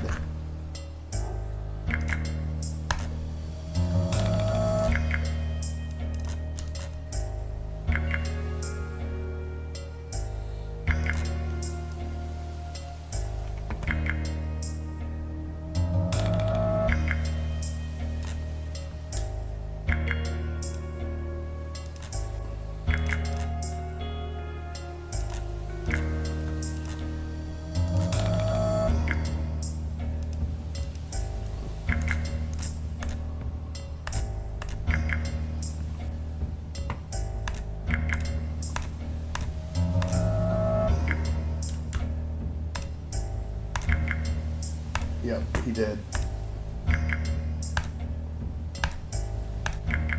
That's why he decided to take a risk on Outer Rim Coalition.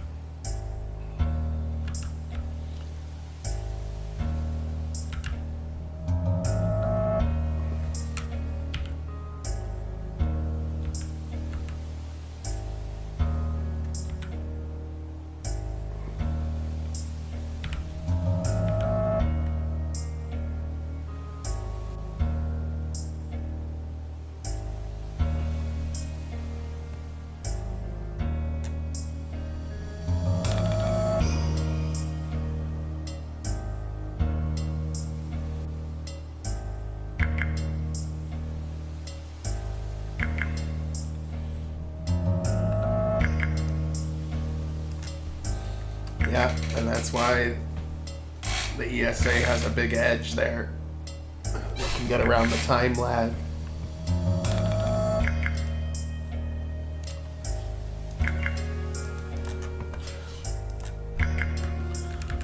But they are also slow to mobilize because it's like such a large area.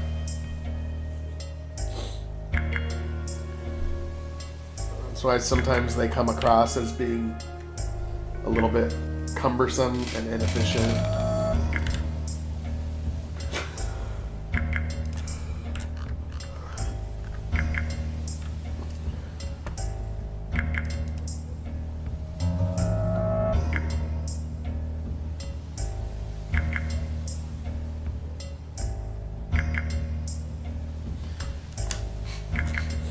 Yeah, that is kind of what it's like.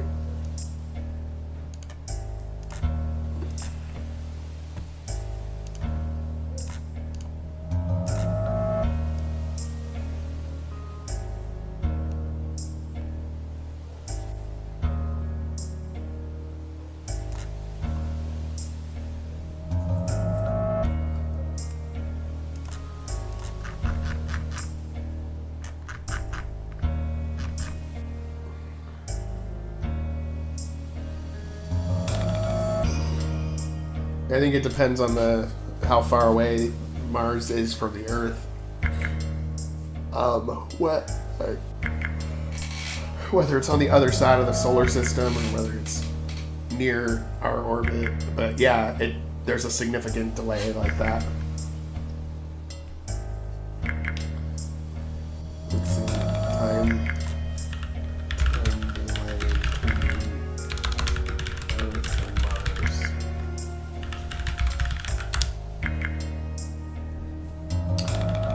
5 to 20 minutes, depending on distance between Mars and Earth.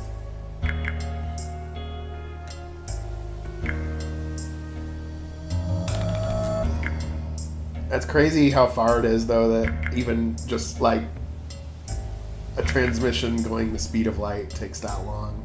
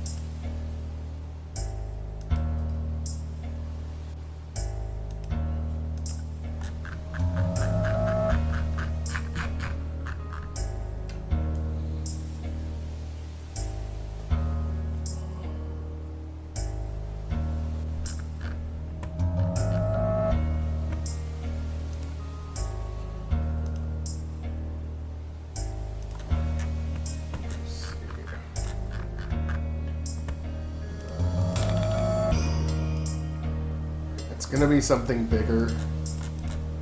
I'll make it later, but I'm gonna make it like something really big, like a ship or something. I mean, like a naval ship. But for now, it'll be a tank. It'll be one of those tanks I've already made that gets pulled out of the water.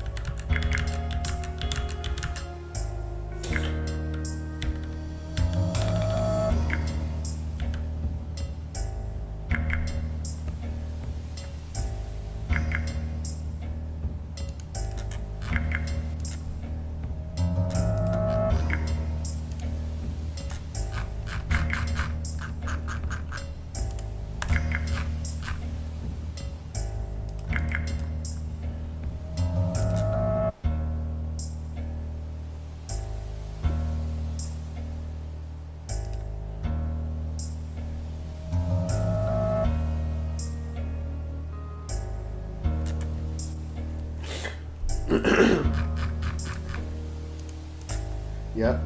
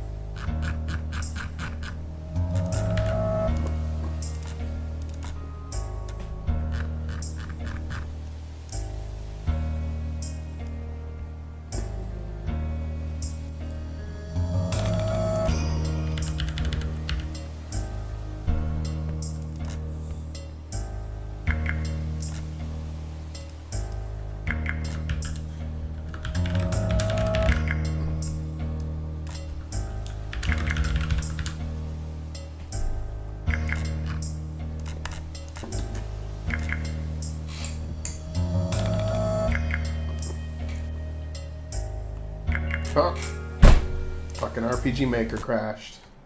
And I bet, and when it crashes like that, it usually means that it fucked up tilesets.json file. Or just completely deletes all of your tile sets. Okay, I guess there was no harm done this time. Let's try now. Let's see what this looks like.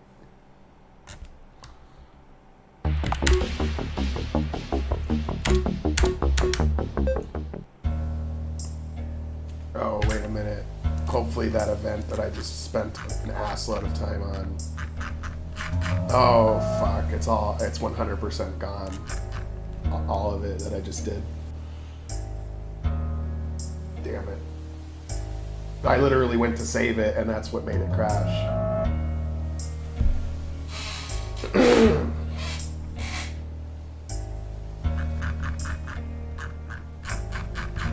Man.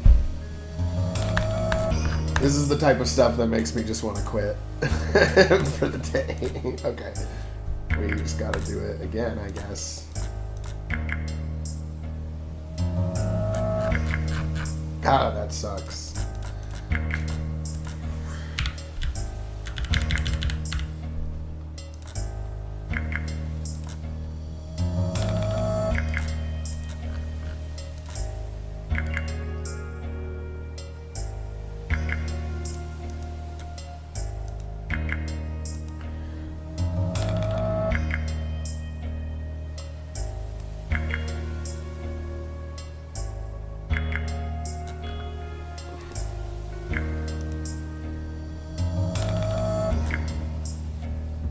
I think that they could find a more stable way to save or to have their program not crash when you attempt to save.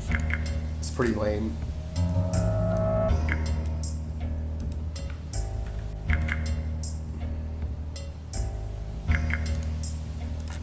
God, that was an inconvenient time for that to occur. I literally just had them do the whole choreographed event, and I was about to test it, and then that's when it crashed. That's crap.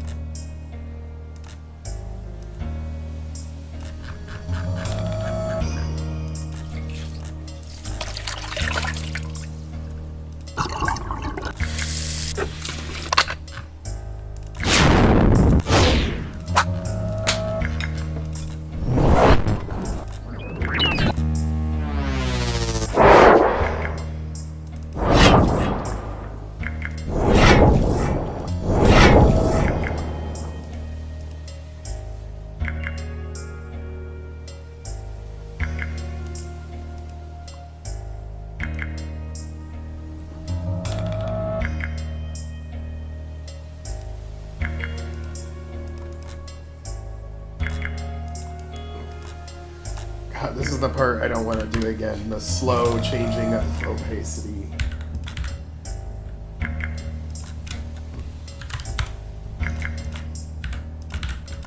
Like, it always has to happen whenever you did like the most meaningless repetitive task for like 20 minutes and then and then it crashes.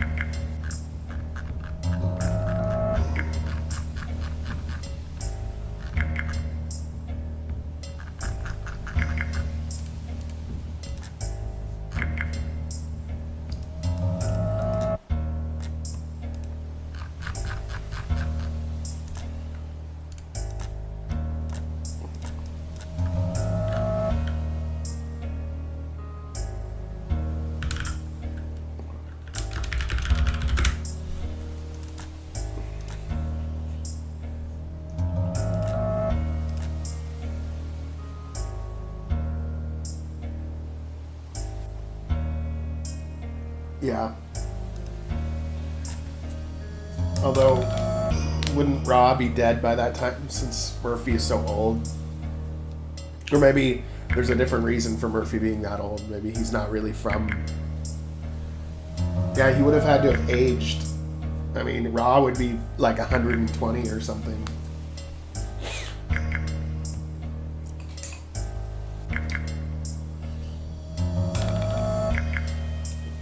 I'm thinking that in Murphy's future, when he's Admiral Murphy, Ra is dead, but Murphy got the command post,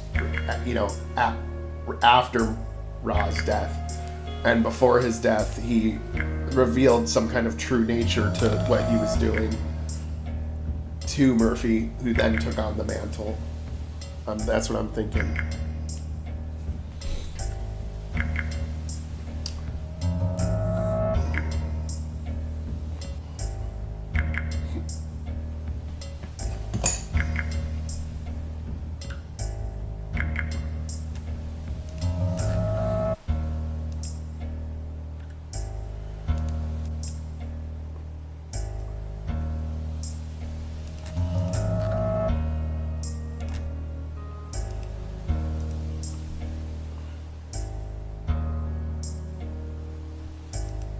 Okay, let's see how it feels now.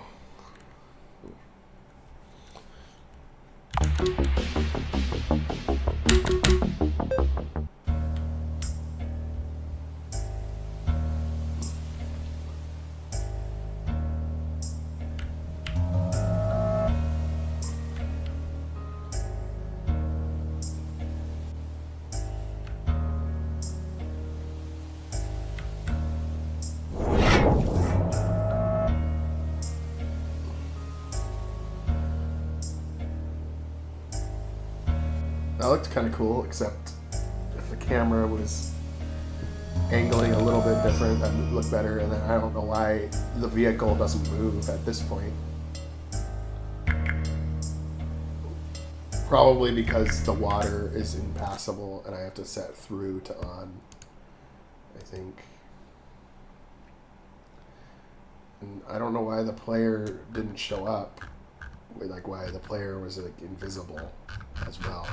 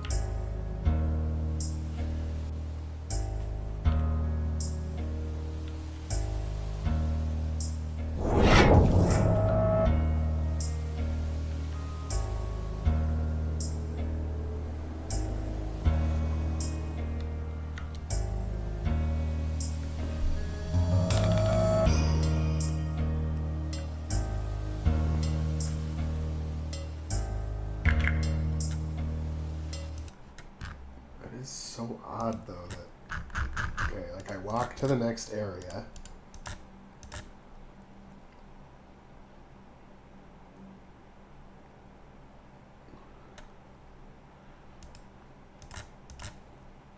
I'm supposed to have a team of people behind me. And player move up.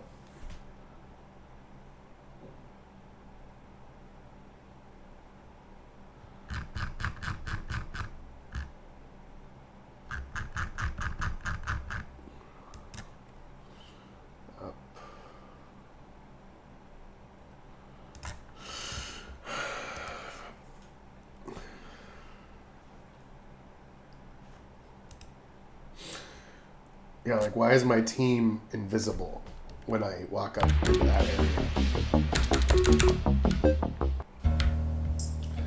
That's one thing I'm wondering about. Yo, you know what it might be? Maybe I accidentally, yeah, that's what it is.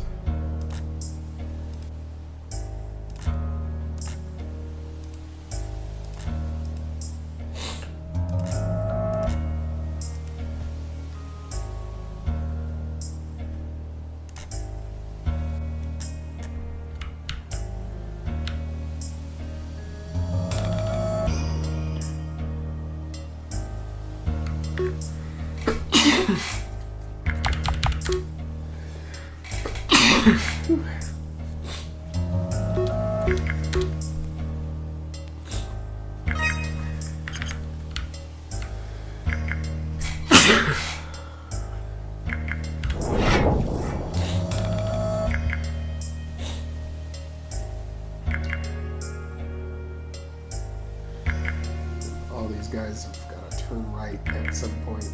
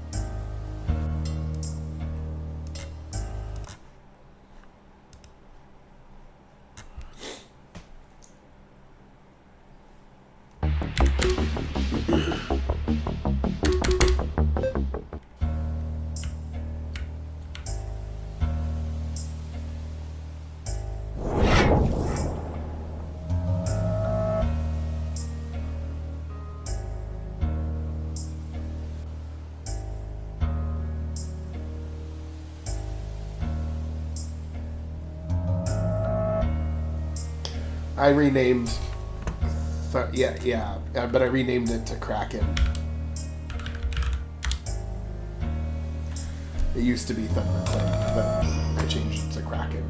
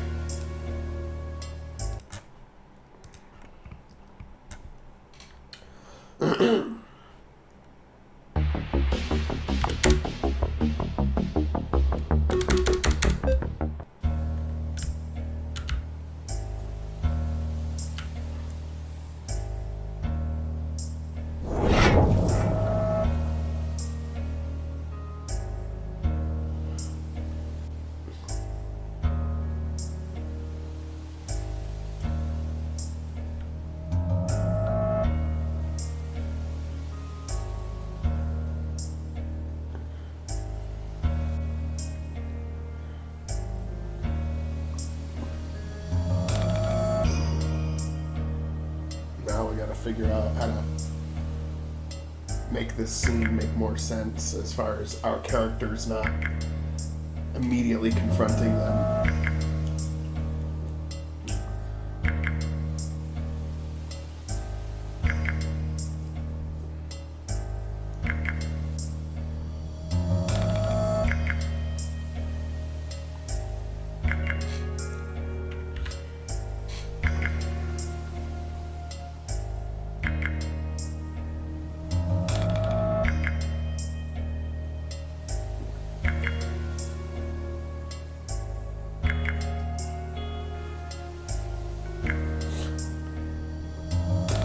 Yeah, then I go back and I change some of the details to make it make more sense.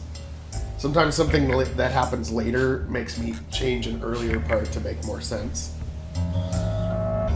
But just like get the thing done is step number one, I guess. But I have to come up for a reason why you're scoping these guys out, but you don't attack them right there.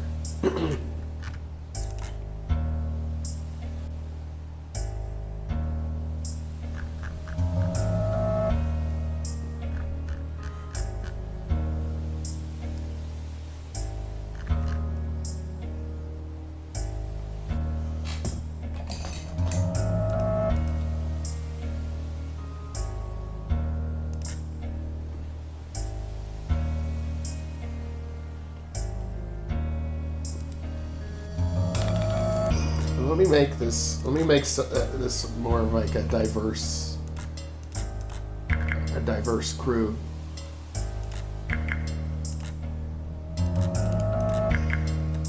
Maybe some scientists with them too.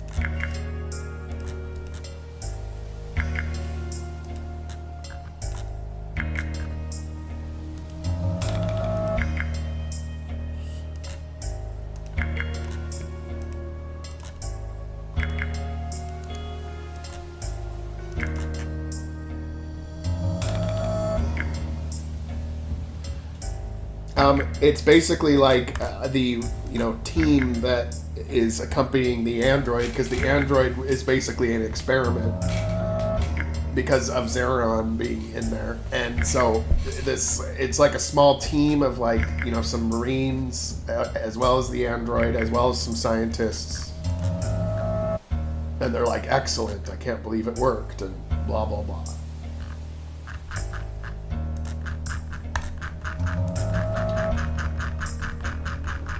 Because the next step after confirming that it works is going to the supercarrier. And I think the reason why I'm going to make your main characters not immediately attack them is because you need to find out where the supercarrier is, and then they will lead you there.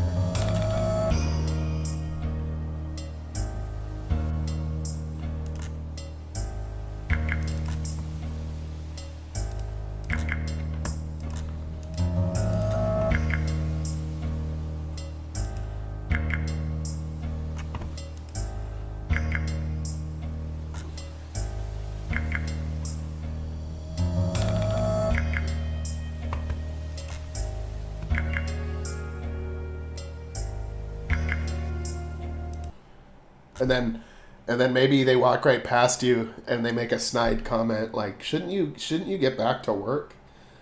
And because I don't think that they know who you are at this point. Cromwell does, but you kind of blew up their operations center, so records of you are kind of not so good right now. Yeah, we're on Infernis Prime right now, yes.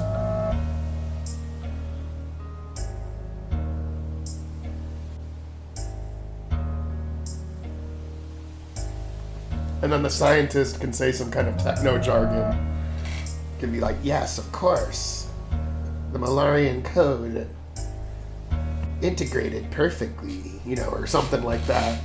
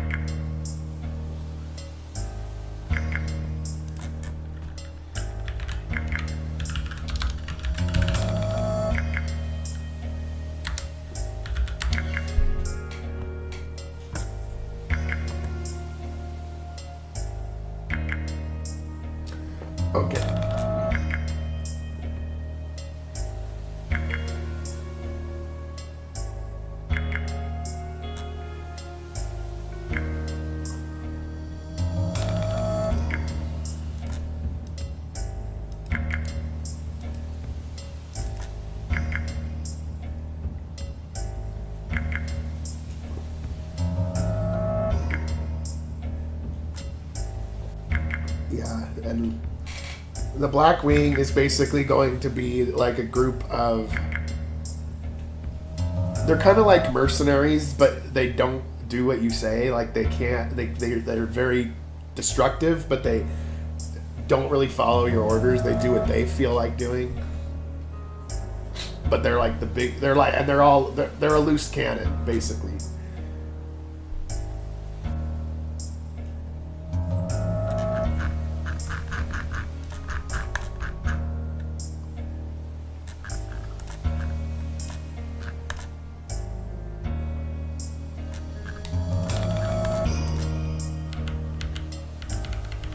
Yeah, yeah.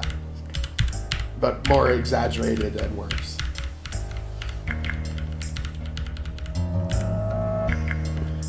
And they've even been put in like cryo prison because of like war crimes they've committed when that wasn't what they signed up for. Or that isn't what they were paid to do. They went too far.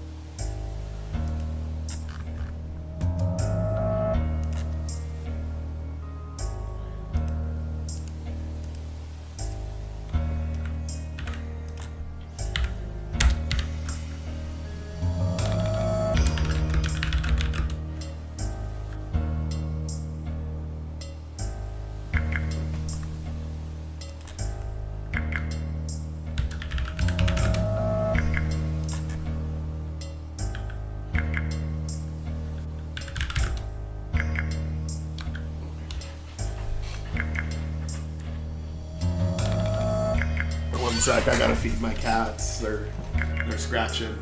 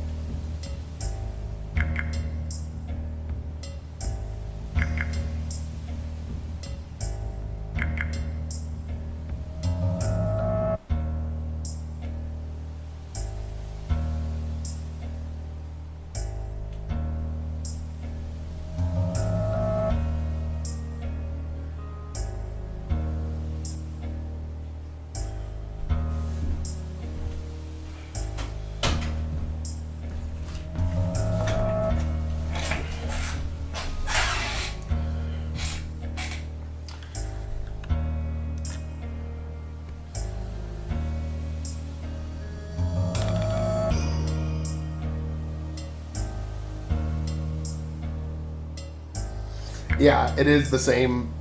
It is the same guy. But I might change him to somebody else. I'm using him for now because his face matches the sprite the most. But maybe we could make him the same scientist as, you know, make him the same guy and he's doing stuff.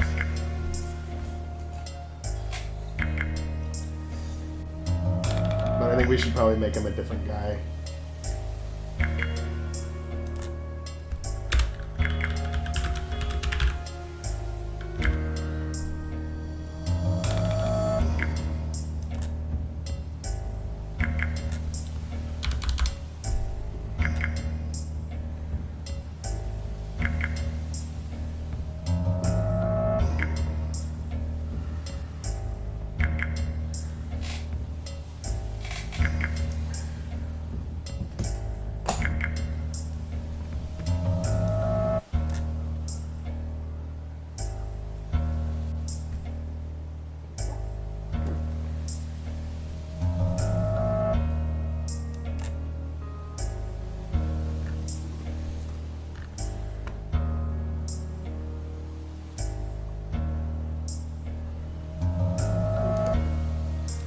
Still trying to piece it together though.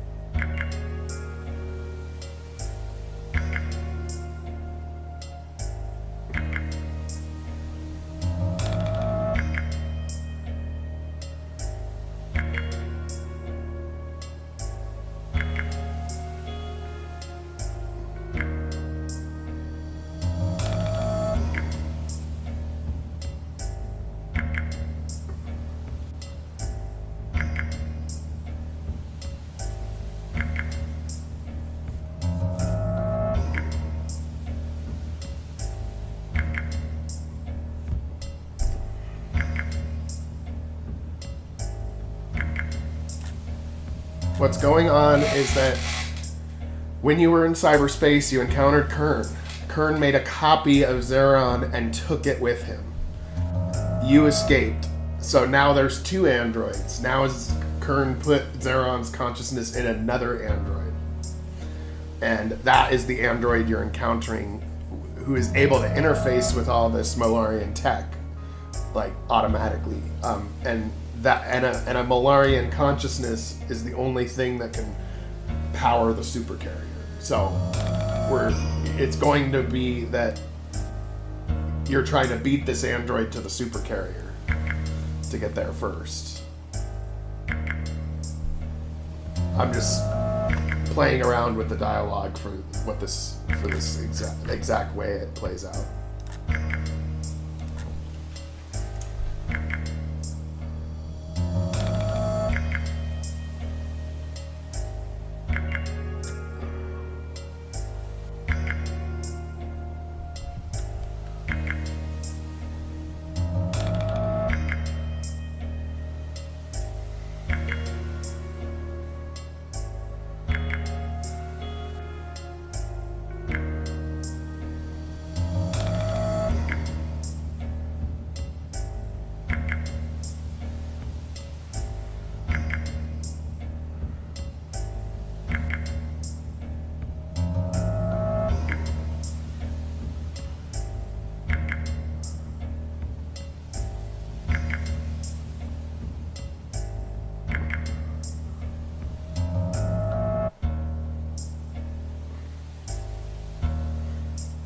My phone.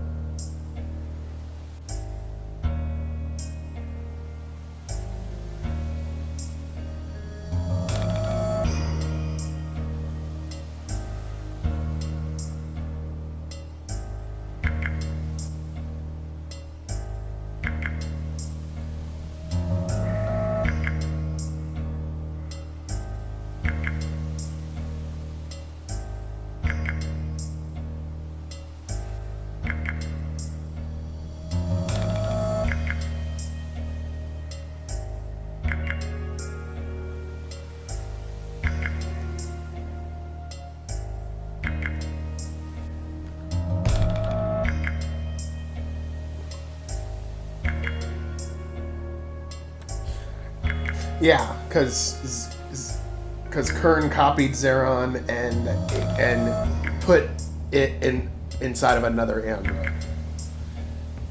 So these scientists and these Marines are like, wow, it worked.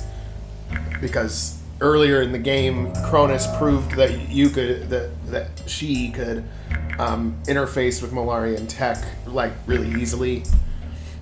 And so now they're like, well, now that we know that it works, let's head for the supercarrier. And that's when you don't know where the supercarrier actually is, so you have to kind of play cat and mouse to get there first, find out, what they know. And it'll be like right down to the wire or whatever. Some scenario in which that occurs.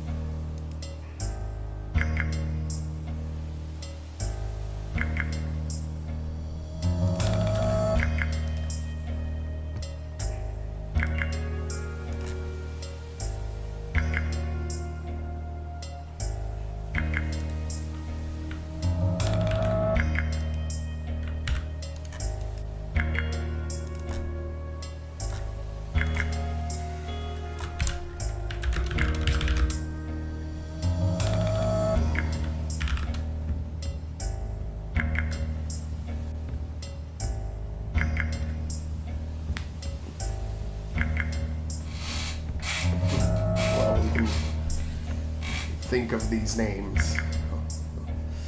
Think of names for future episodes. Let's see.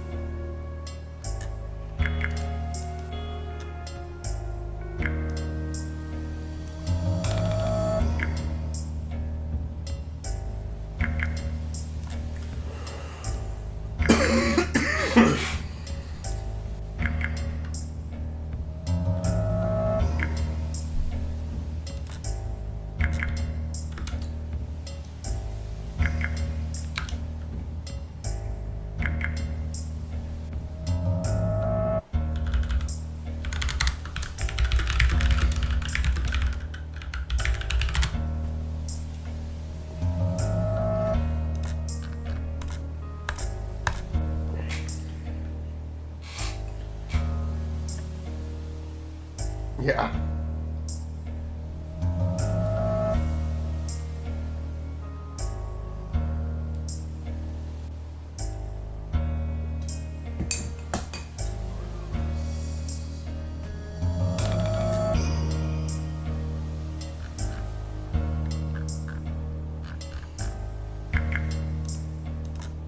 You could call it Starshift Armageddon.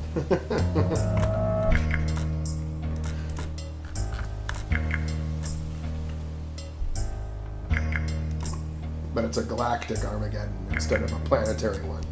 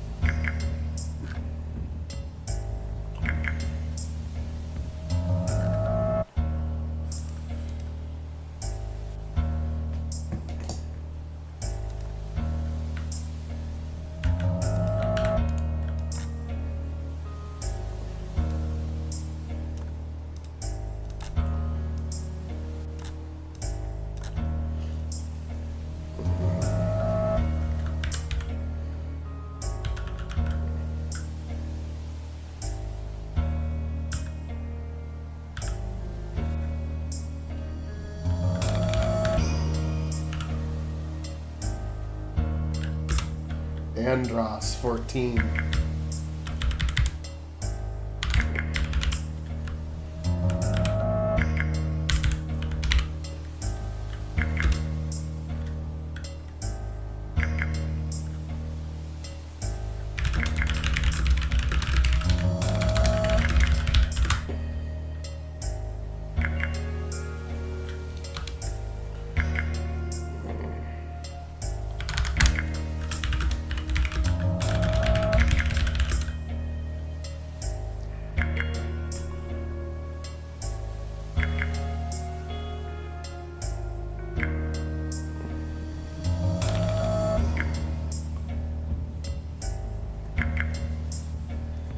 Yeah, those all work. There's other ones that can be used too. Starshift Nexus. Starshift.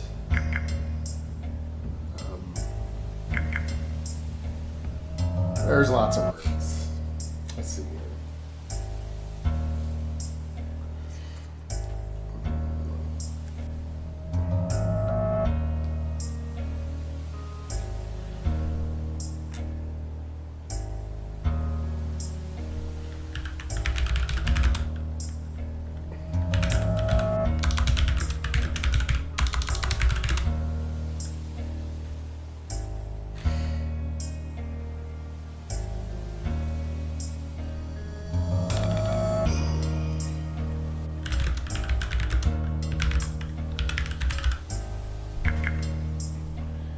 Yeah, that's a good name too.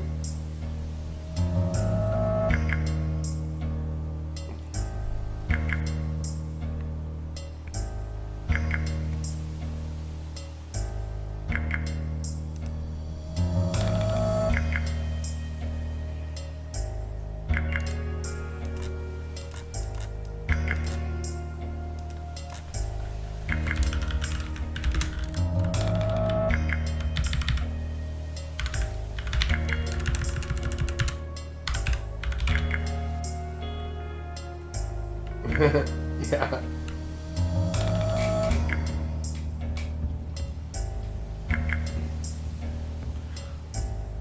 Well, you could come up with the name Infinity though, and just Starshift Infinity. That could work too.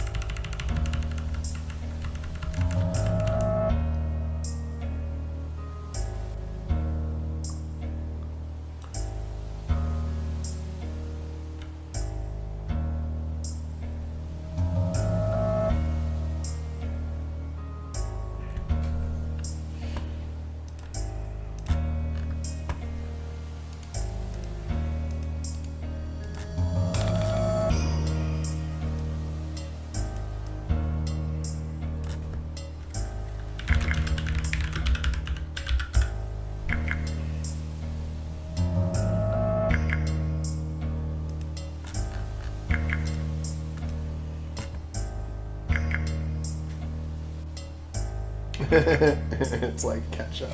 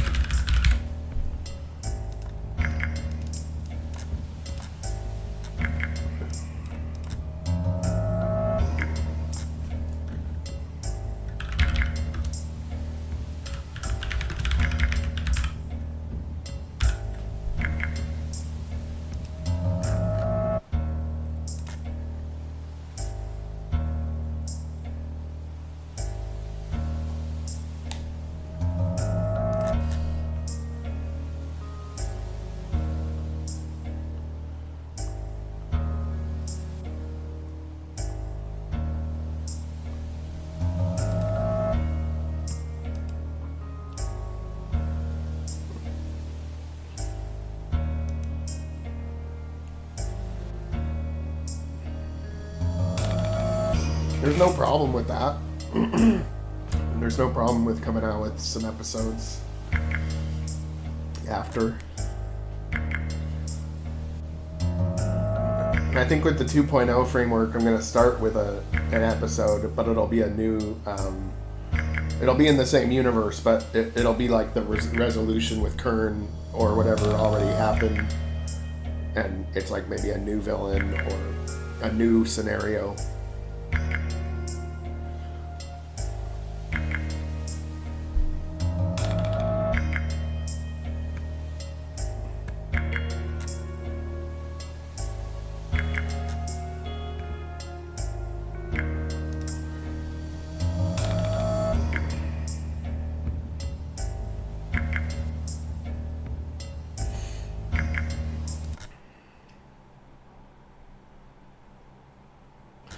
Yeah, it would be... I mean, I see Legacy as the capstone project, because I can make, you can make it so that in Legacy, I'm building this world, Infernis, in Rebellion, but I can easily add Infernis to Legacy as well. Same with Kelvic and Raxion and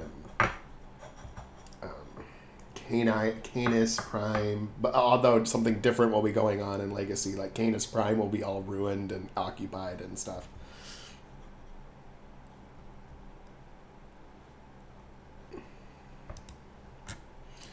Yeah, that track is also by Tao's Day, and it's called Take My Bullets. Take My Bullets.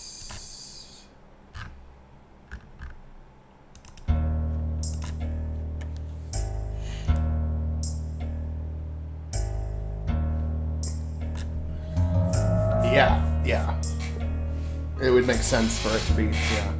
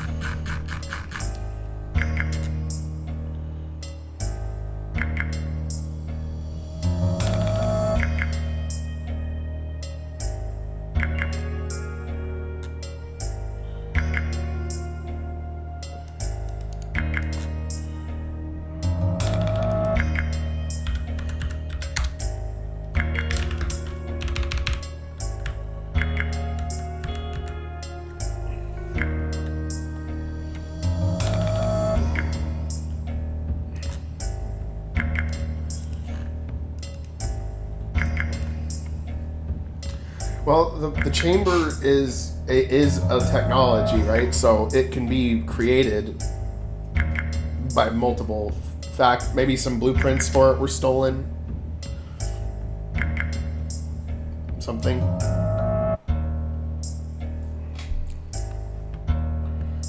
Because they created the slipstream chamber, they just needed those crystals to make it work. And that's not the only way to do it, because Keldar has his own version too, but it works a little differently.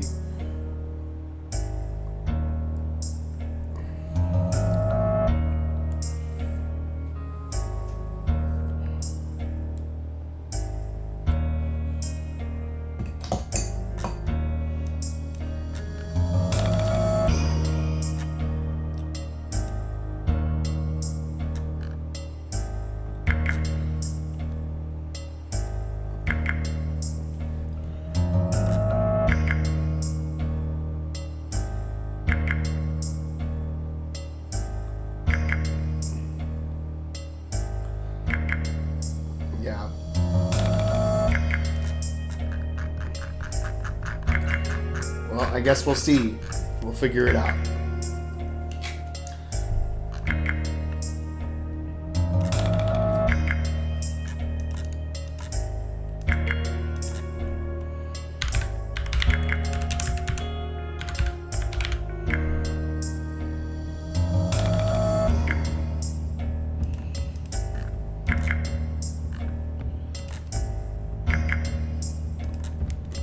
We set it up so that every faction has a slipstream chamber. And just open up a big can of worms. And in fact, they're so common that a lot of people have thrown them away because there's just too many of them. There's one at every store.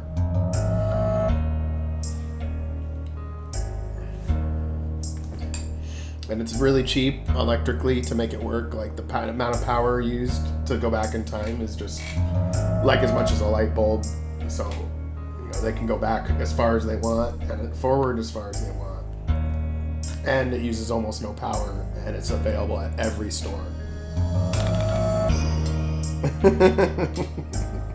No, I know. I'm just kidding. I'm just telling a narrative from the opposite side of the scale. Like if you didn't put rules on the time travel, it gets out of hand pretty fast.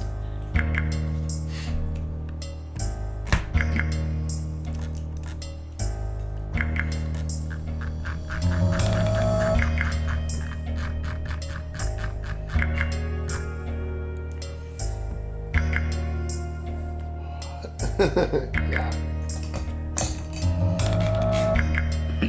Unfortunately, there was an accident because that unit was made lower quality when they outsourced labor. And they used slave labor to make the slipstream chamber, so there were more side effects versus the one that the ESA made.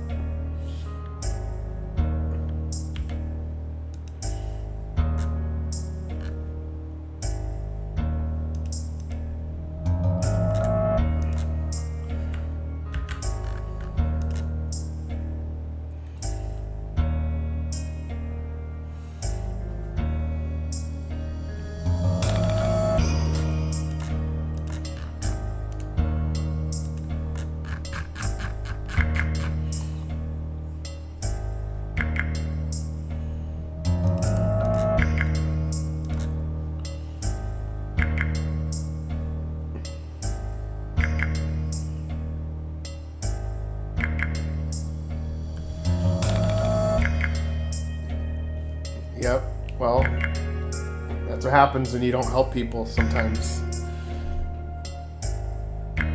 Like, she needed your help, you decided not to help her, and she decided she's going to find her brother, with or without anybody to help her, and she ended up dead, so.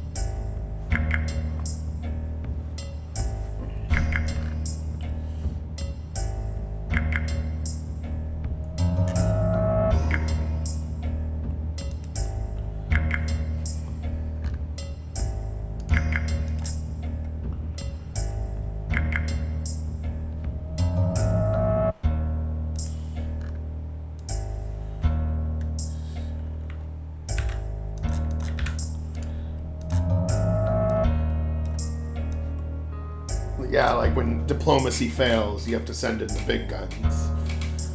Do things quietly. Quickly, effectively, and quietly.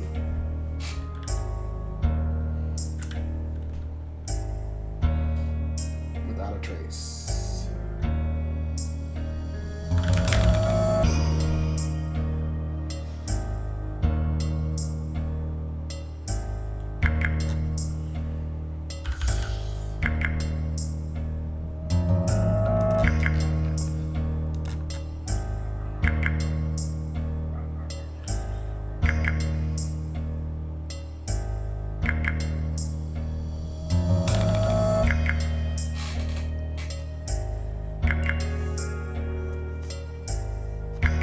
Provides some extra luck, basically.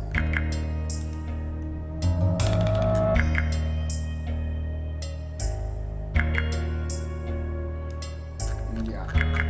No, I'm doing the dialogue. So it's going a little slower than I want, but I'm doing it.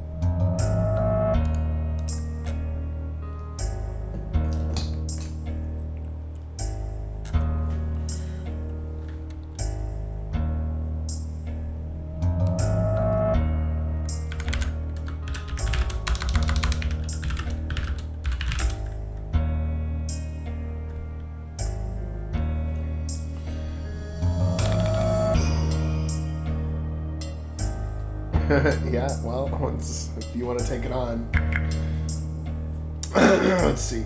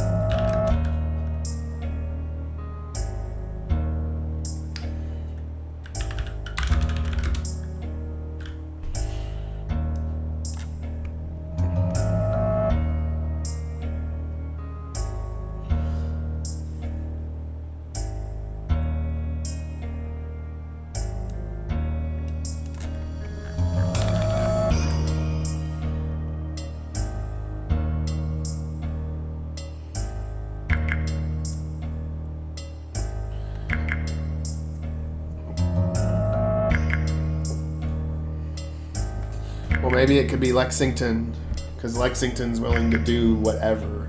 He's like willing to go there.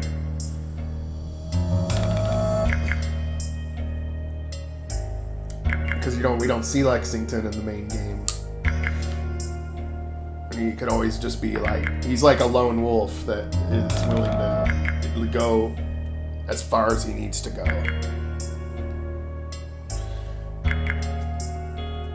So like after Orc forms, Lexington might just be like the Section 31 guy, basically.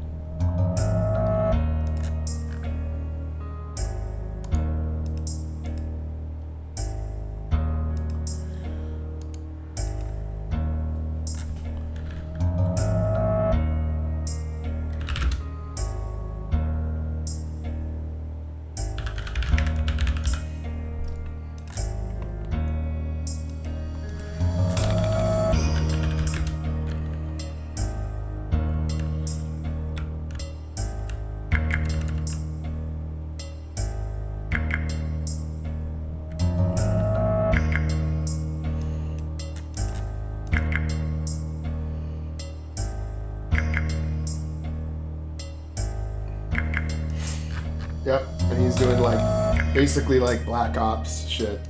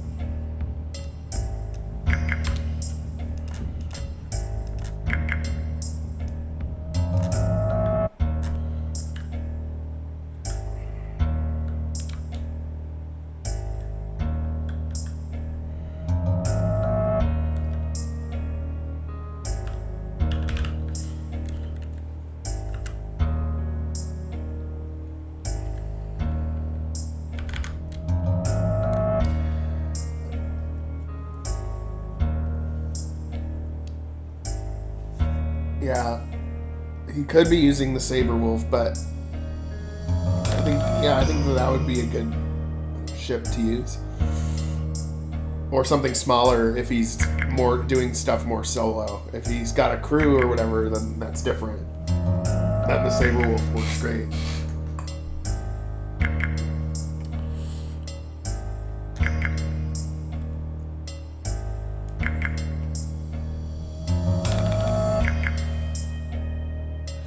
No, the Saber Wolf didn't exist until I made it up in Rebellion. I like the name though, Saber Wolf. It sounds intimidating.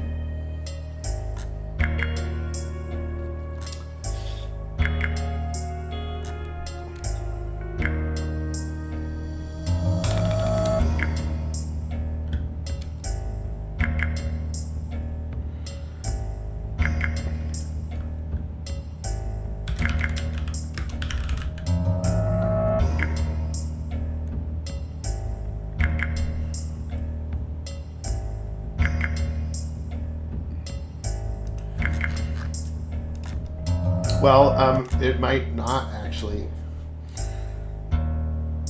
This game, so far, I haven't revealed anything about the crew of the Raven, so that might be something that is only found out about in the main game. It might be brought up in Rebellion. I don't know. Under what context it would be good to bring that up, but yeah.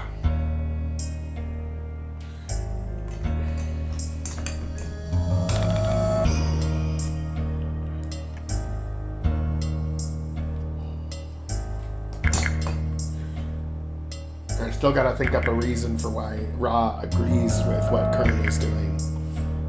Trying to restrain him, but at the same time going along with it. So I still have to kind of crack that code as well.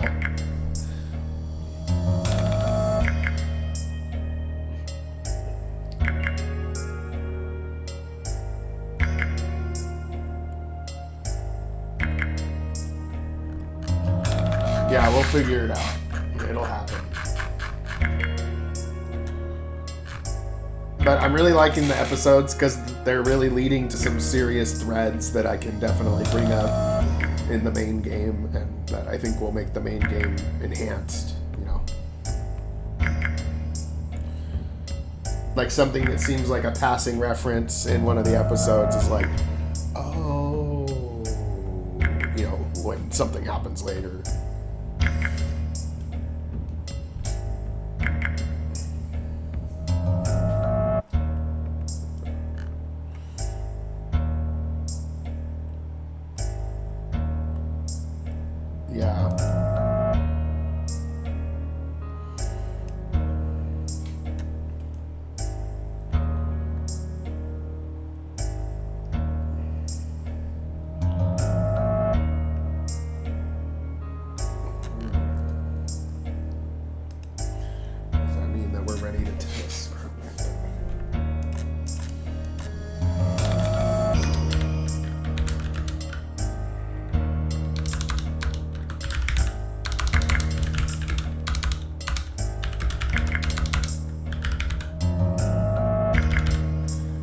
Yep, have fun.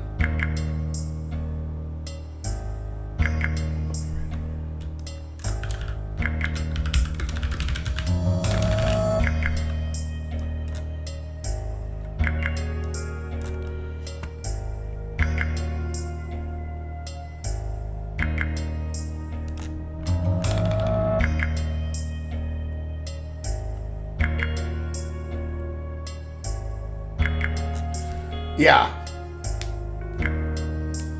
Yep. I think that would work.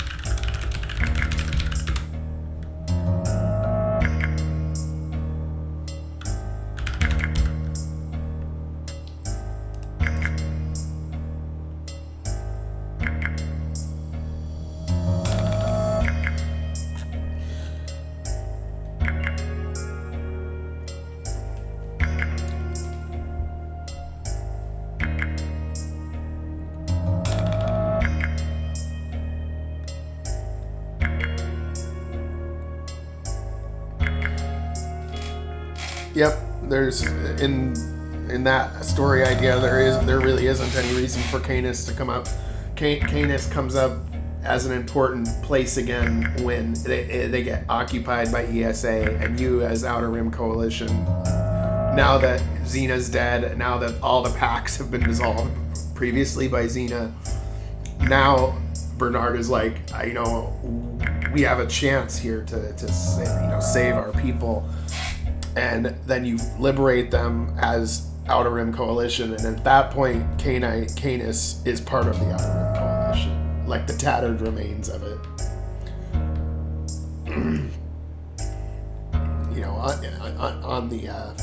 On the front, how these fights play out between the major powers.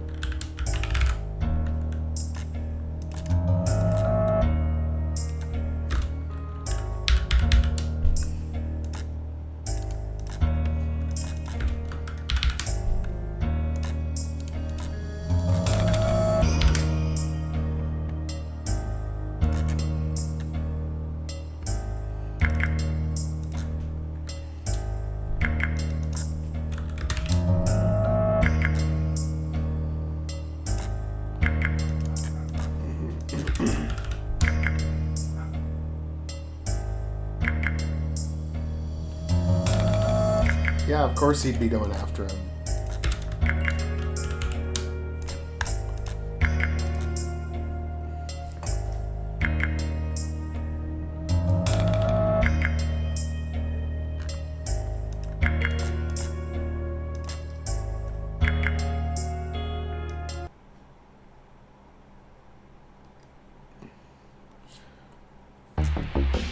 Yeah, he's a thorn in their side at the level that he's operating.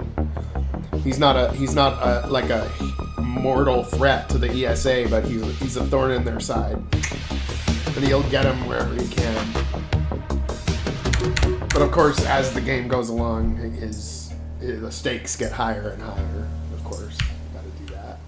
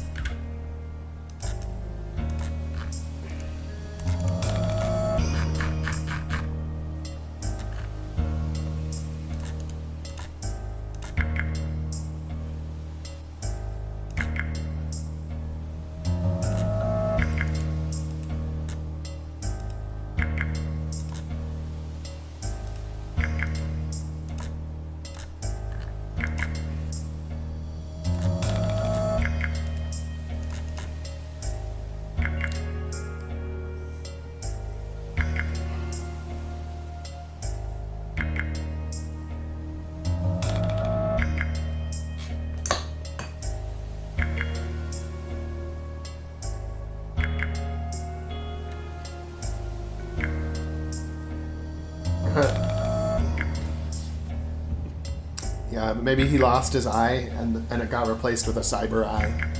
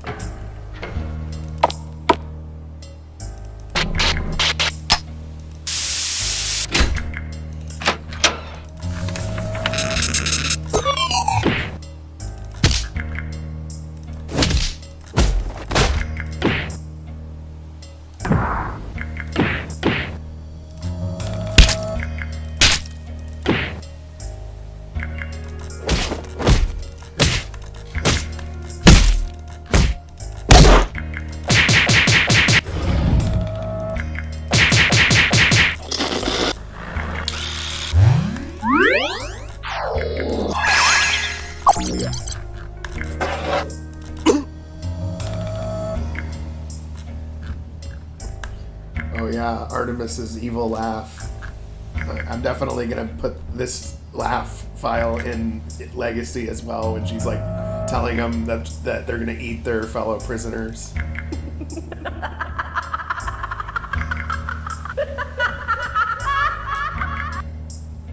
God, that's a good evil laugh. Where'd you find that one?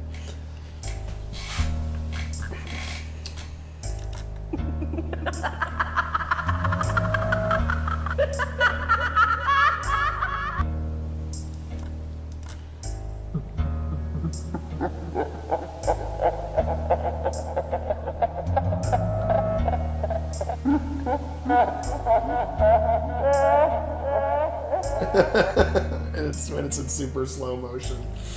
It's chipmunk version.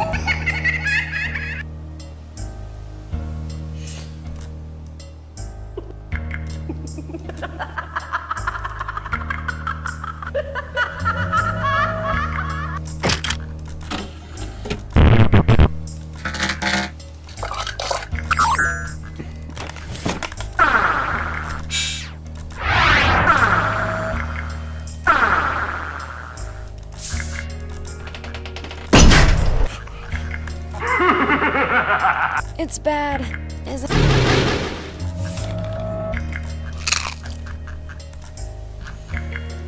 I think that punch not.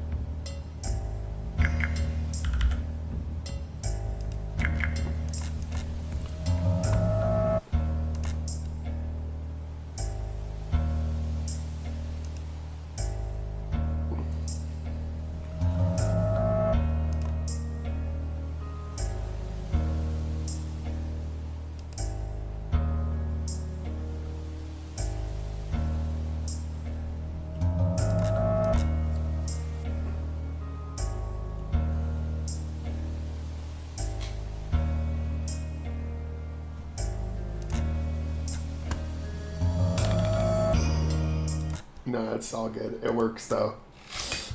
I liked it when I first heard it.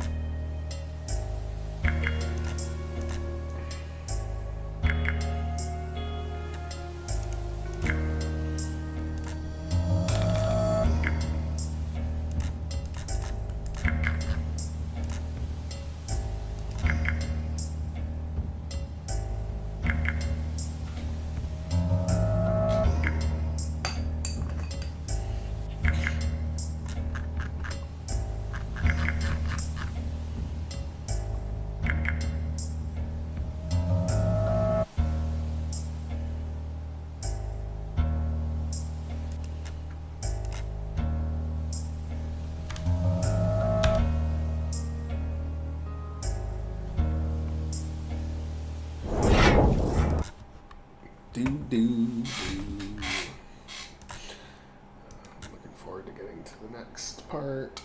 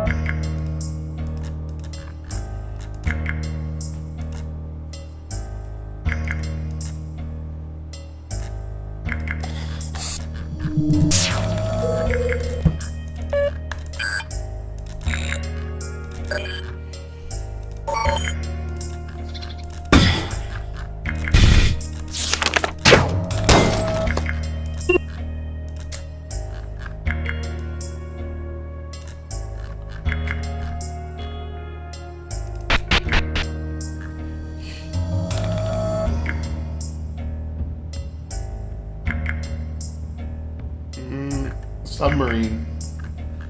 What do you mean?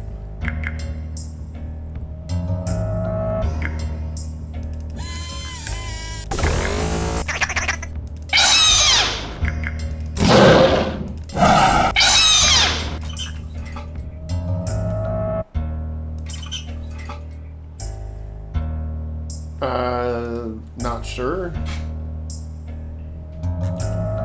Don't know.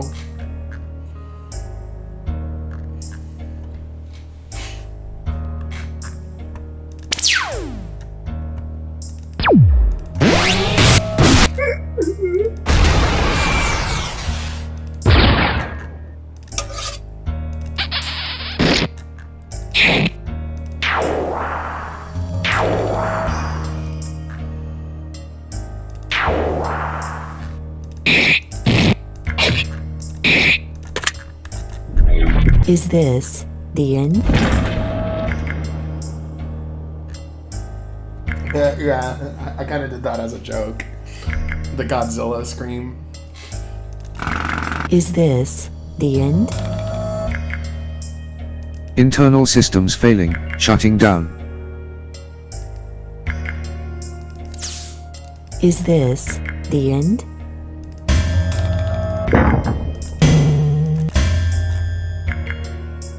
Yeah, there we go. That's the sound I was looking for.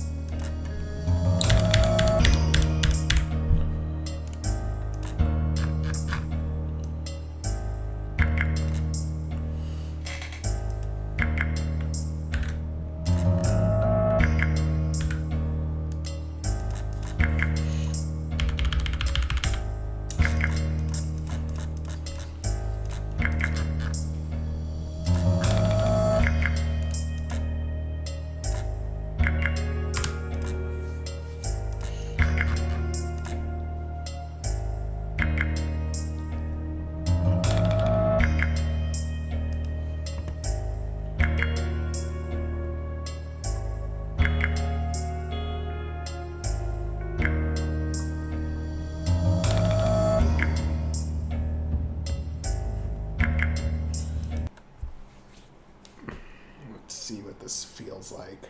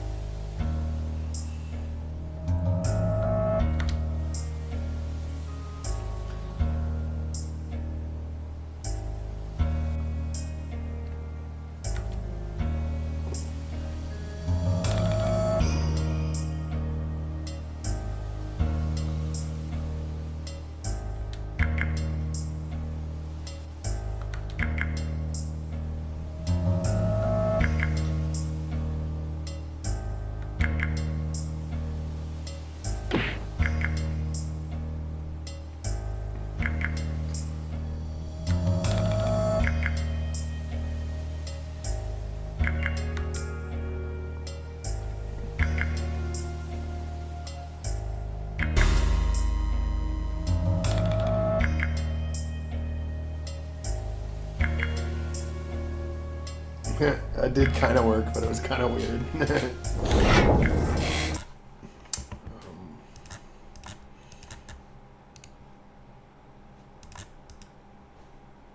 they all kind of walked a little bit too uniform at first.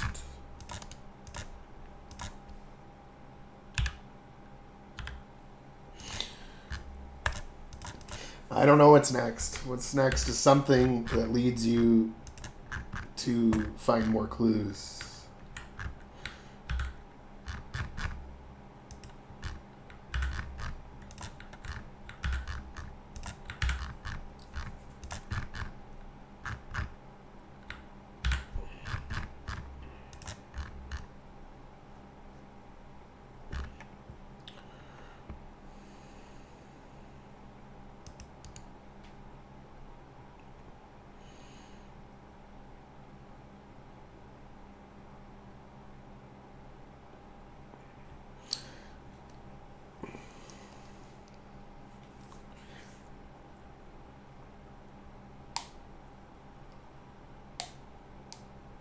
Yeah, maybe. I can maybe think of something. Let's see here.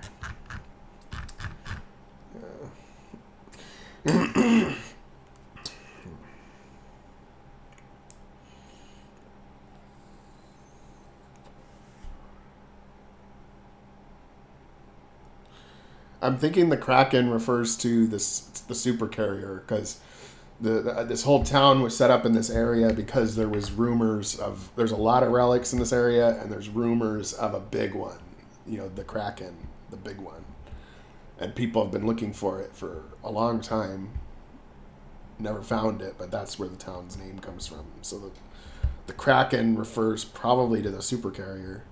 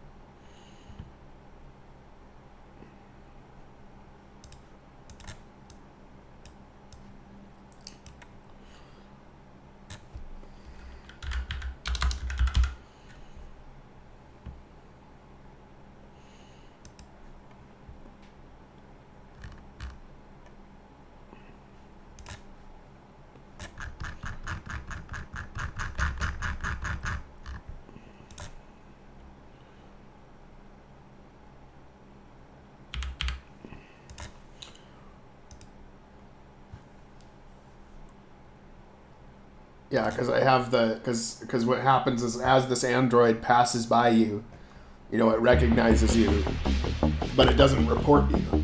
So that'll be some kind of little discussion. Like you know, Zeron is still in there and doesn't want to comply, even though the android is programmed to comply. The android doesn't have to, you know, report every piece of information if Zeron's having a slight pull on her or whatever.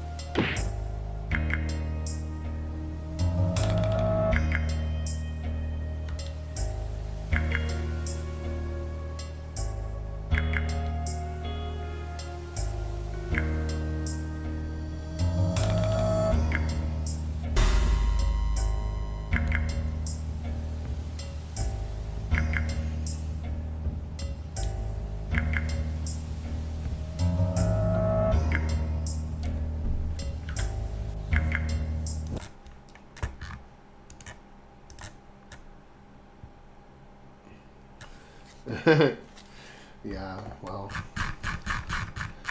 I guess we'd have to get creative on that one.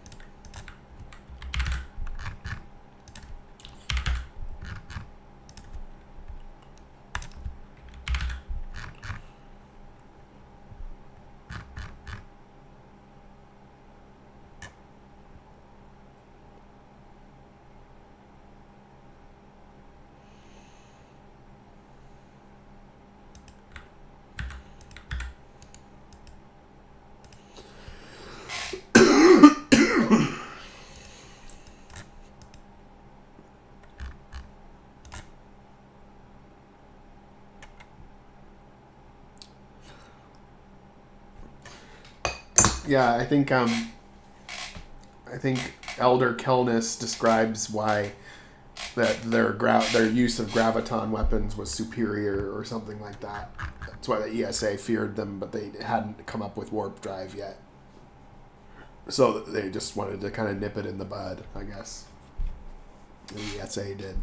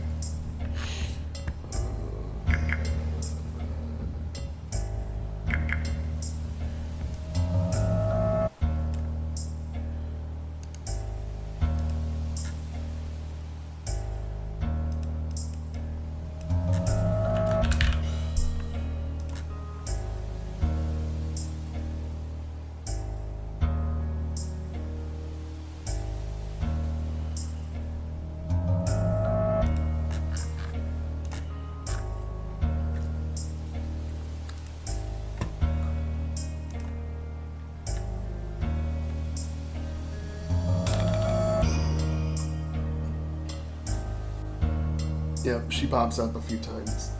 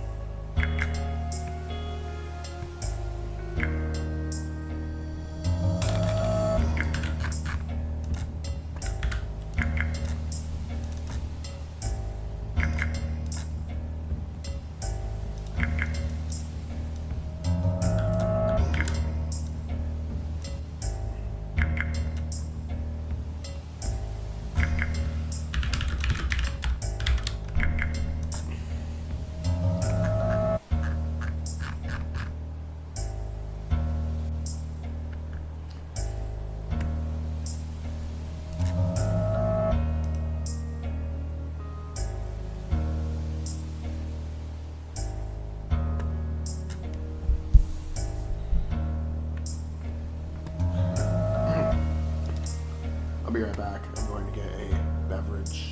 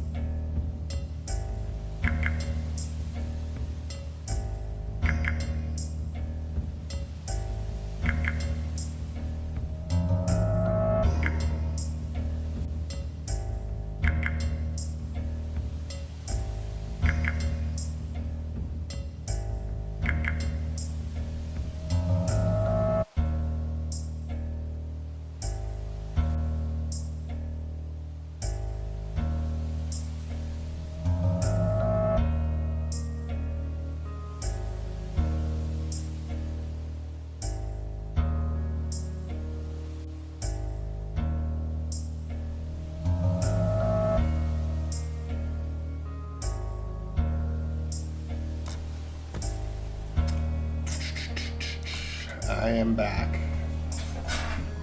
I also got a phone call in that time too. So I'm gonna send it as a message though. One sec.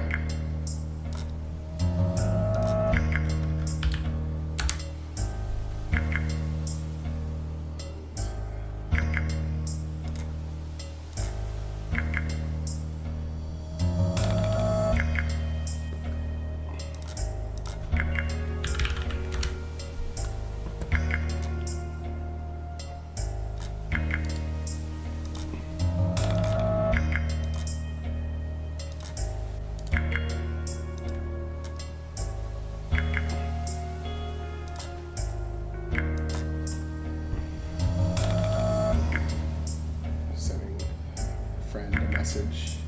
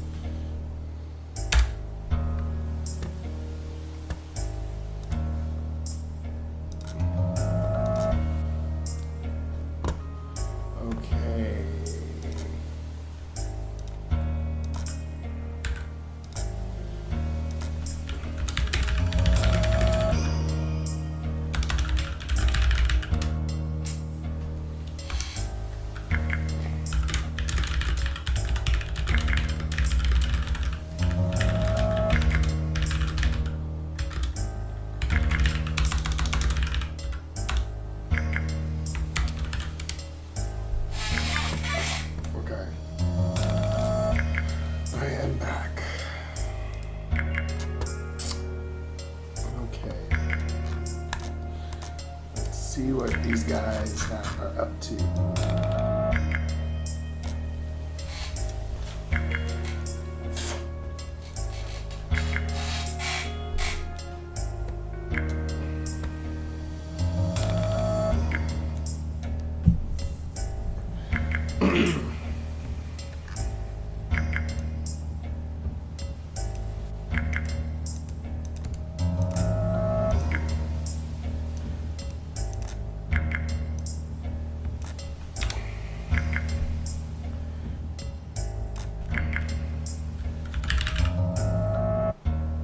I'm getting another phone call. One sec.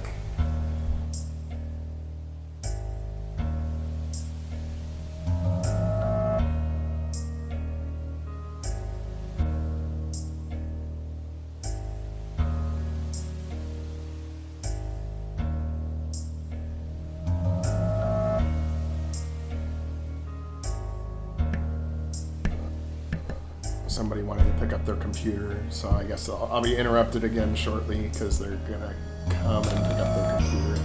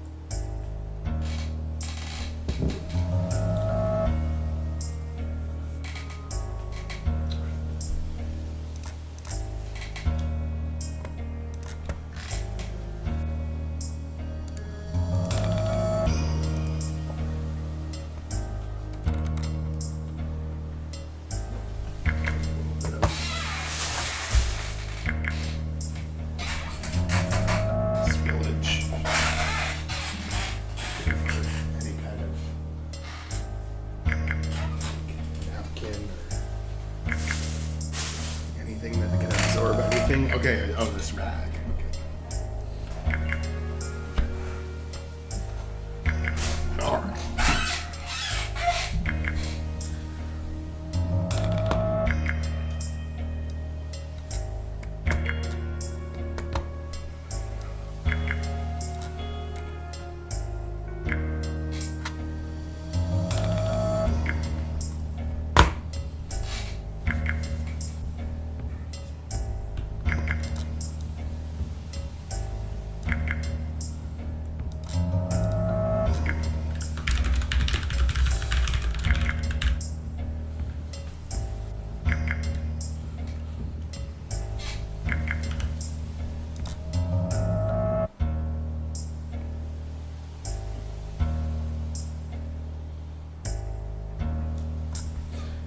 Not cleaning items per se, just a rag, which is used to absorb liquids.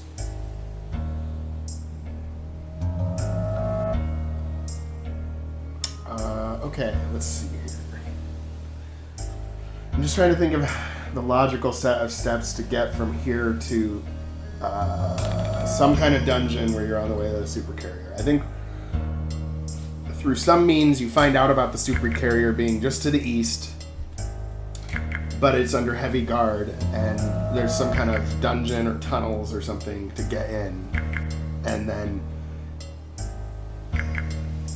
maybe your forces are waiting to attack until you get to the supercarrier. Like you're trying to get to it first. It's under heavy guard. And then you basically get to it at the same time as the other android does. And then you fight it as a boss. But I'm trying to think of a way to creatively have some clues in the town and then a way into that dungeon. And then once at the supercarrier, then a lot of shit will happen. Under a flurry of gunfire, it'll launch. It'll go into orbit and it'll jump out of the system. Yeah, I think the catacombs idea is good because it's just like, it kind of ties it back to the way beginning of the game where you were down in underground and it was like Molarian like relics. Well, the supercarrier, if it survived, I mean, that would have been a major facility. So basically, I think it would be like an excavated, like archaeology version of Molarian, like a Molarian base, or what was a Molarian base, right? And it's been all dug out by the ESA over time to even find that supercarrier. You can't go over you can't go across on the surface because the armies are literally guarding it. One sec, I'm getting another phone call.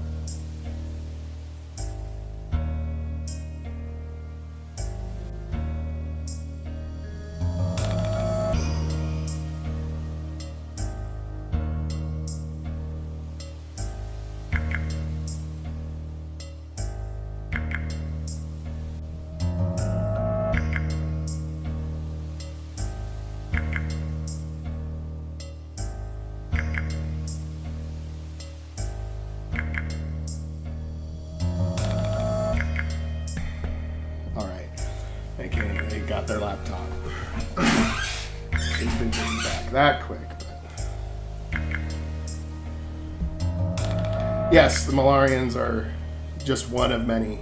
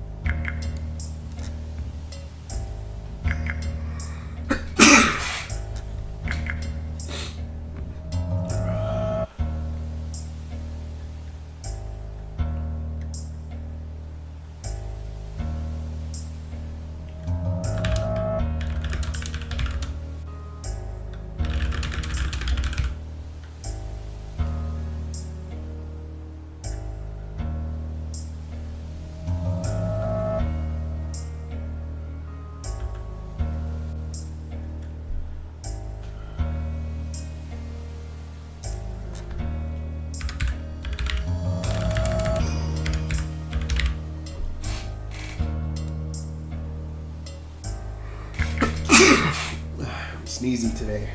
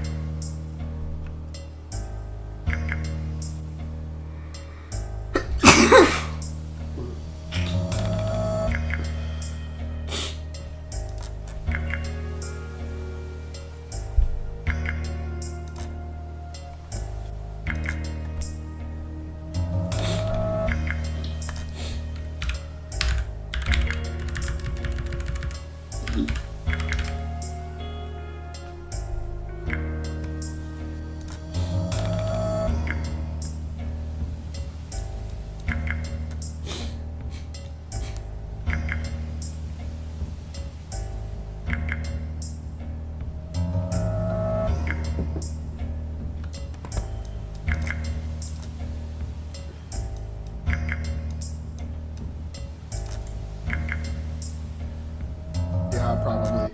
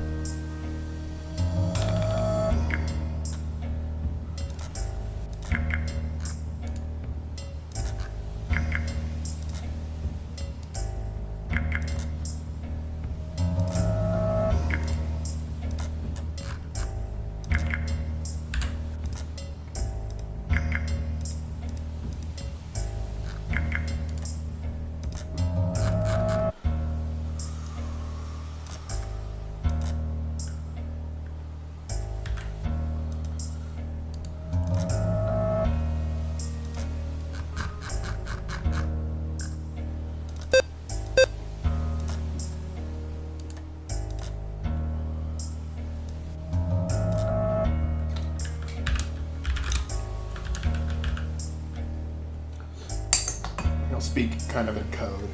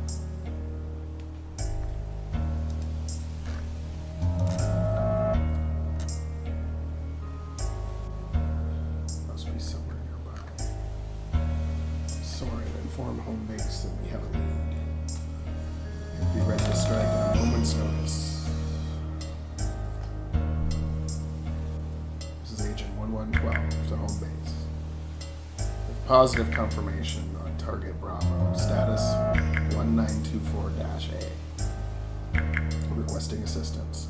RP requesting assistance.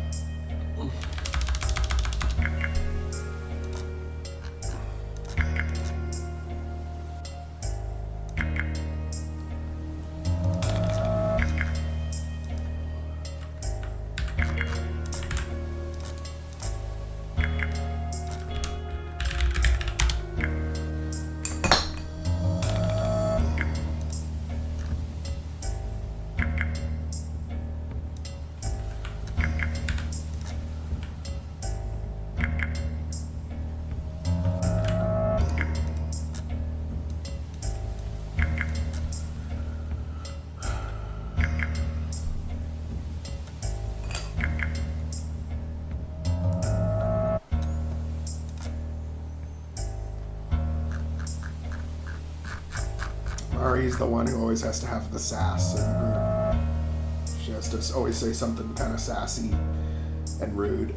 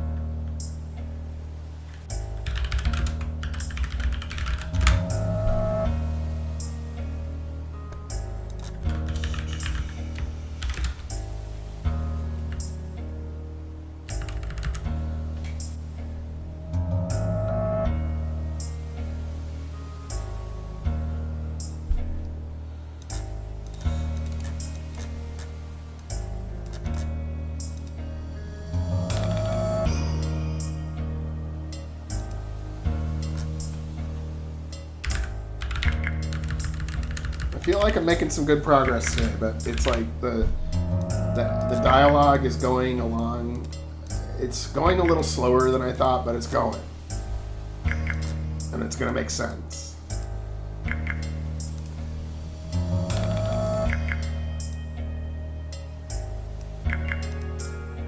Part of it is like, with the dialogue, is like figuring out how to say the right thing in the least amount of words as possible.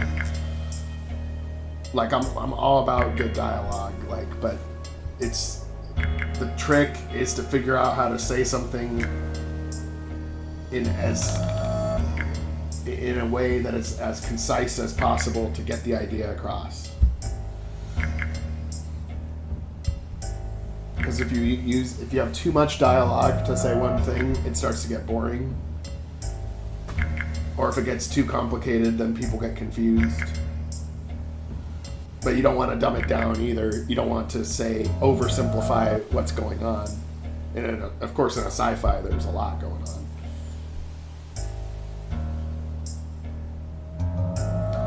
Yeah, so,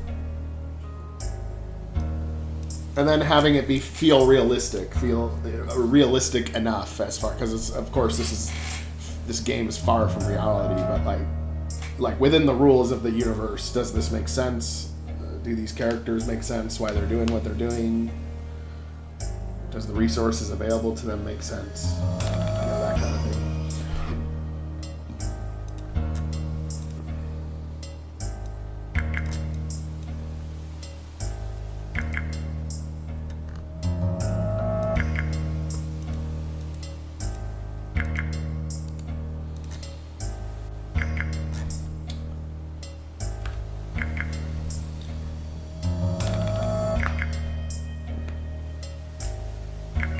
Yeah, because I mean, I've seen lots of games that have like tons of dialogue and it's like really boring and you don't want to read it. And then there's games that, you know, you're like reading and you can't stop because it's so interesting. And so trying to be as interesting as possible and tell a good story is, you know, it's kind of important for an RPG.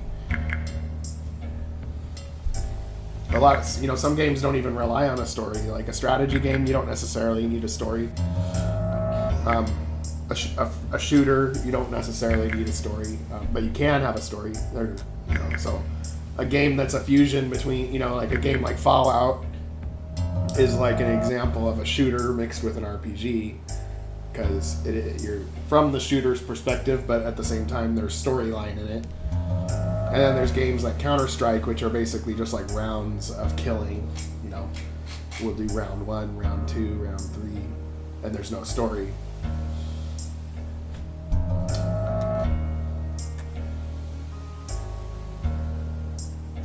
Yeah, character development does help. I think Jolt's pretty good at that.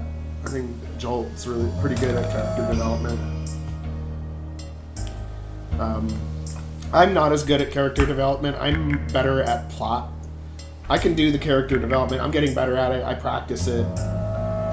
But I really like to focus more on the big picture story, like things that occurred and what this faction did to that faction and who got fucked over because of what happened to their planet after so-and-so took over, after the war, after, you know, that, you know, plot shit. But, you know, it's all important. You gotta have good characters and you gotta have good plot. And so, I am just doing my best to do both.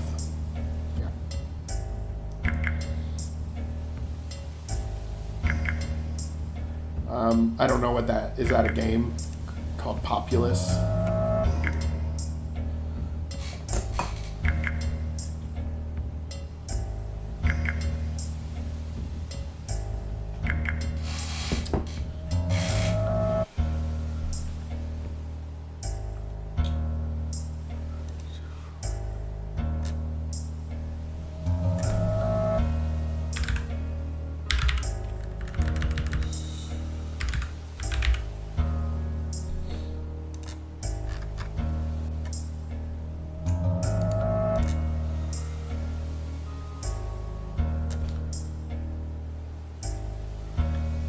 Yeah, I never heard of it until now.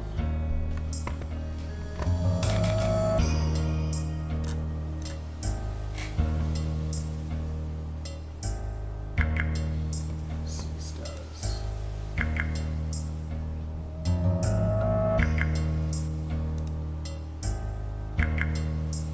Okay.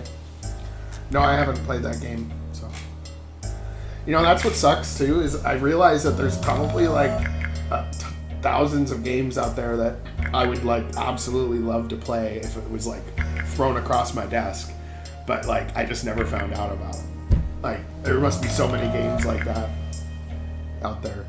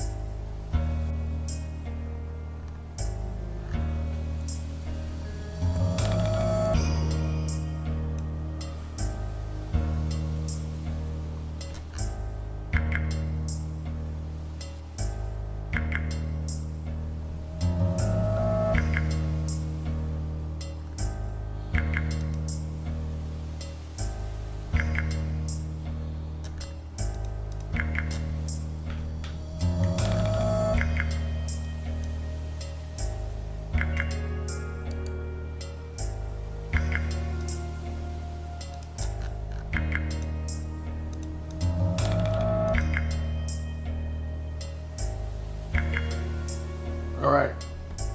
You have a great day.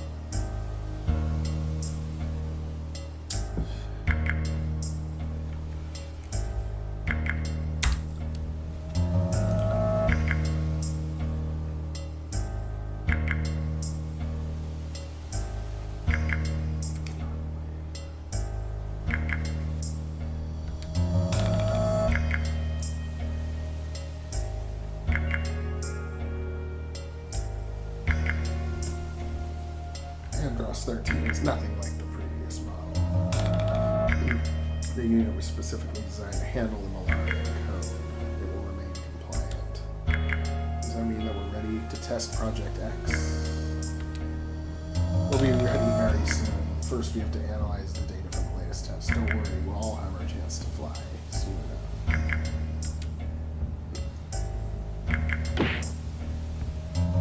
Get back to work. These relics don't dig themselves out of the ground, you know. Affirmative.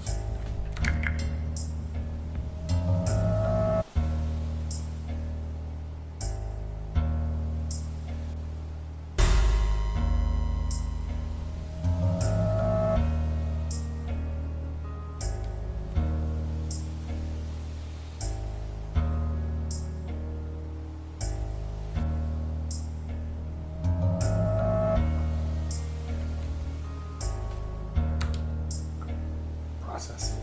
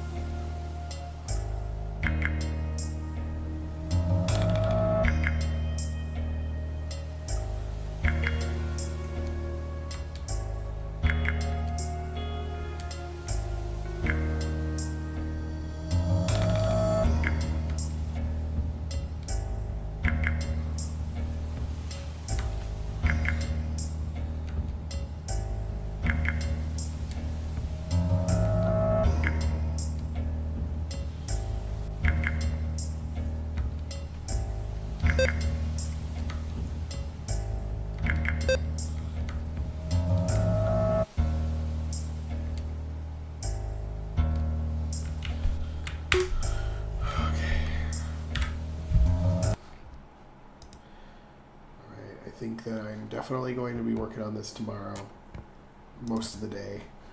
And for now, I am kind of at my limit for the day. So everybody have a wonderful weekend, and I'll get as much done as I can, and see you soon.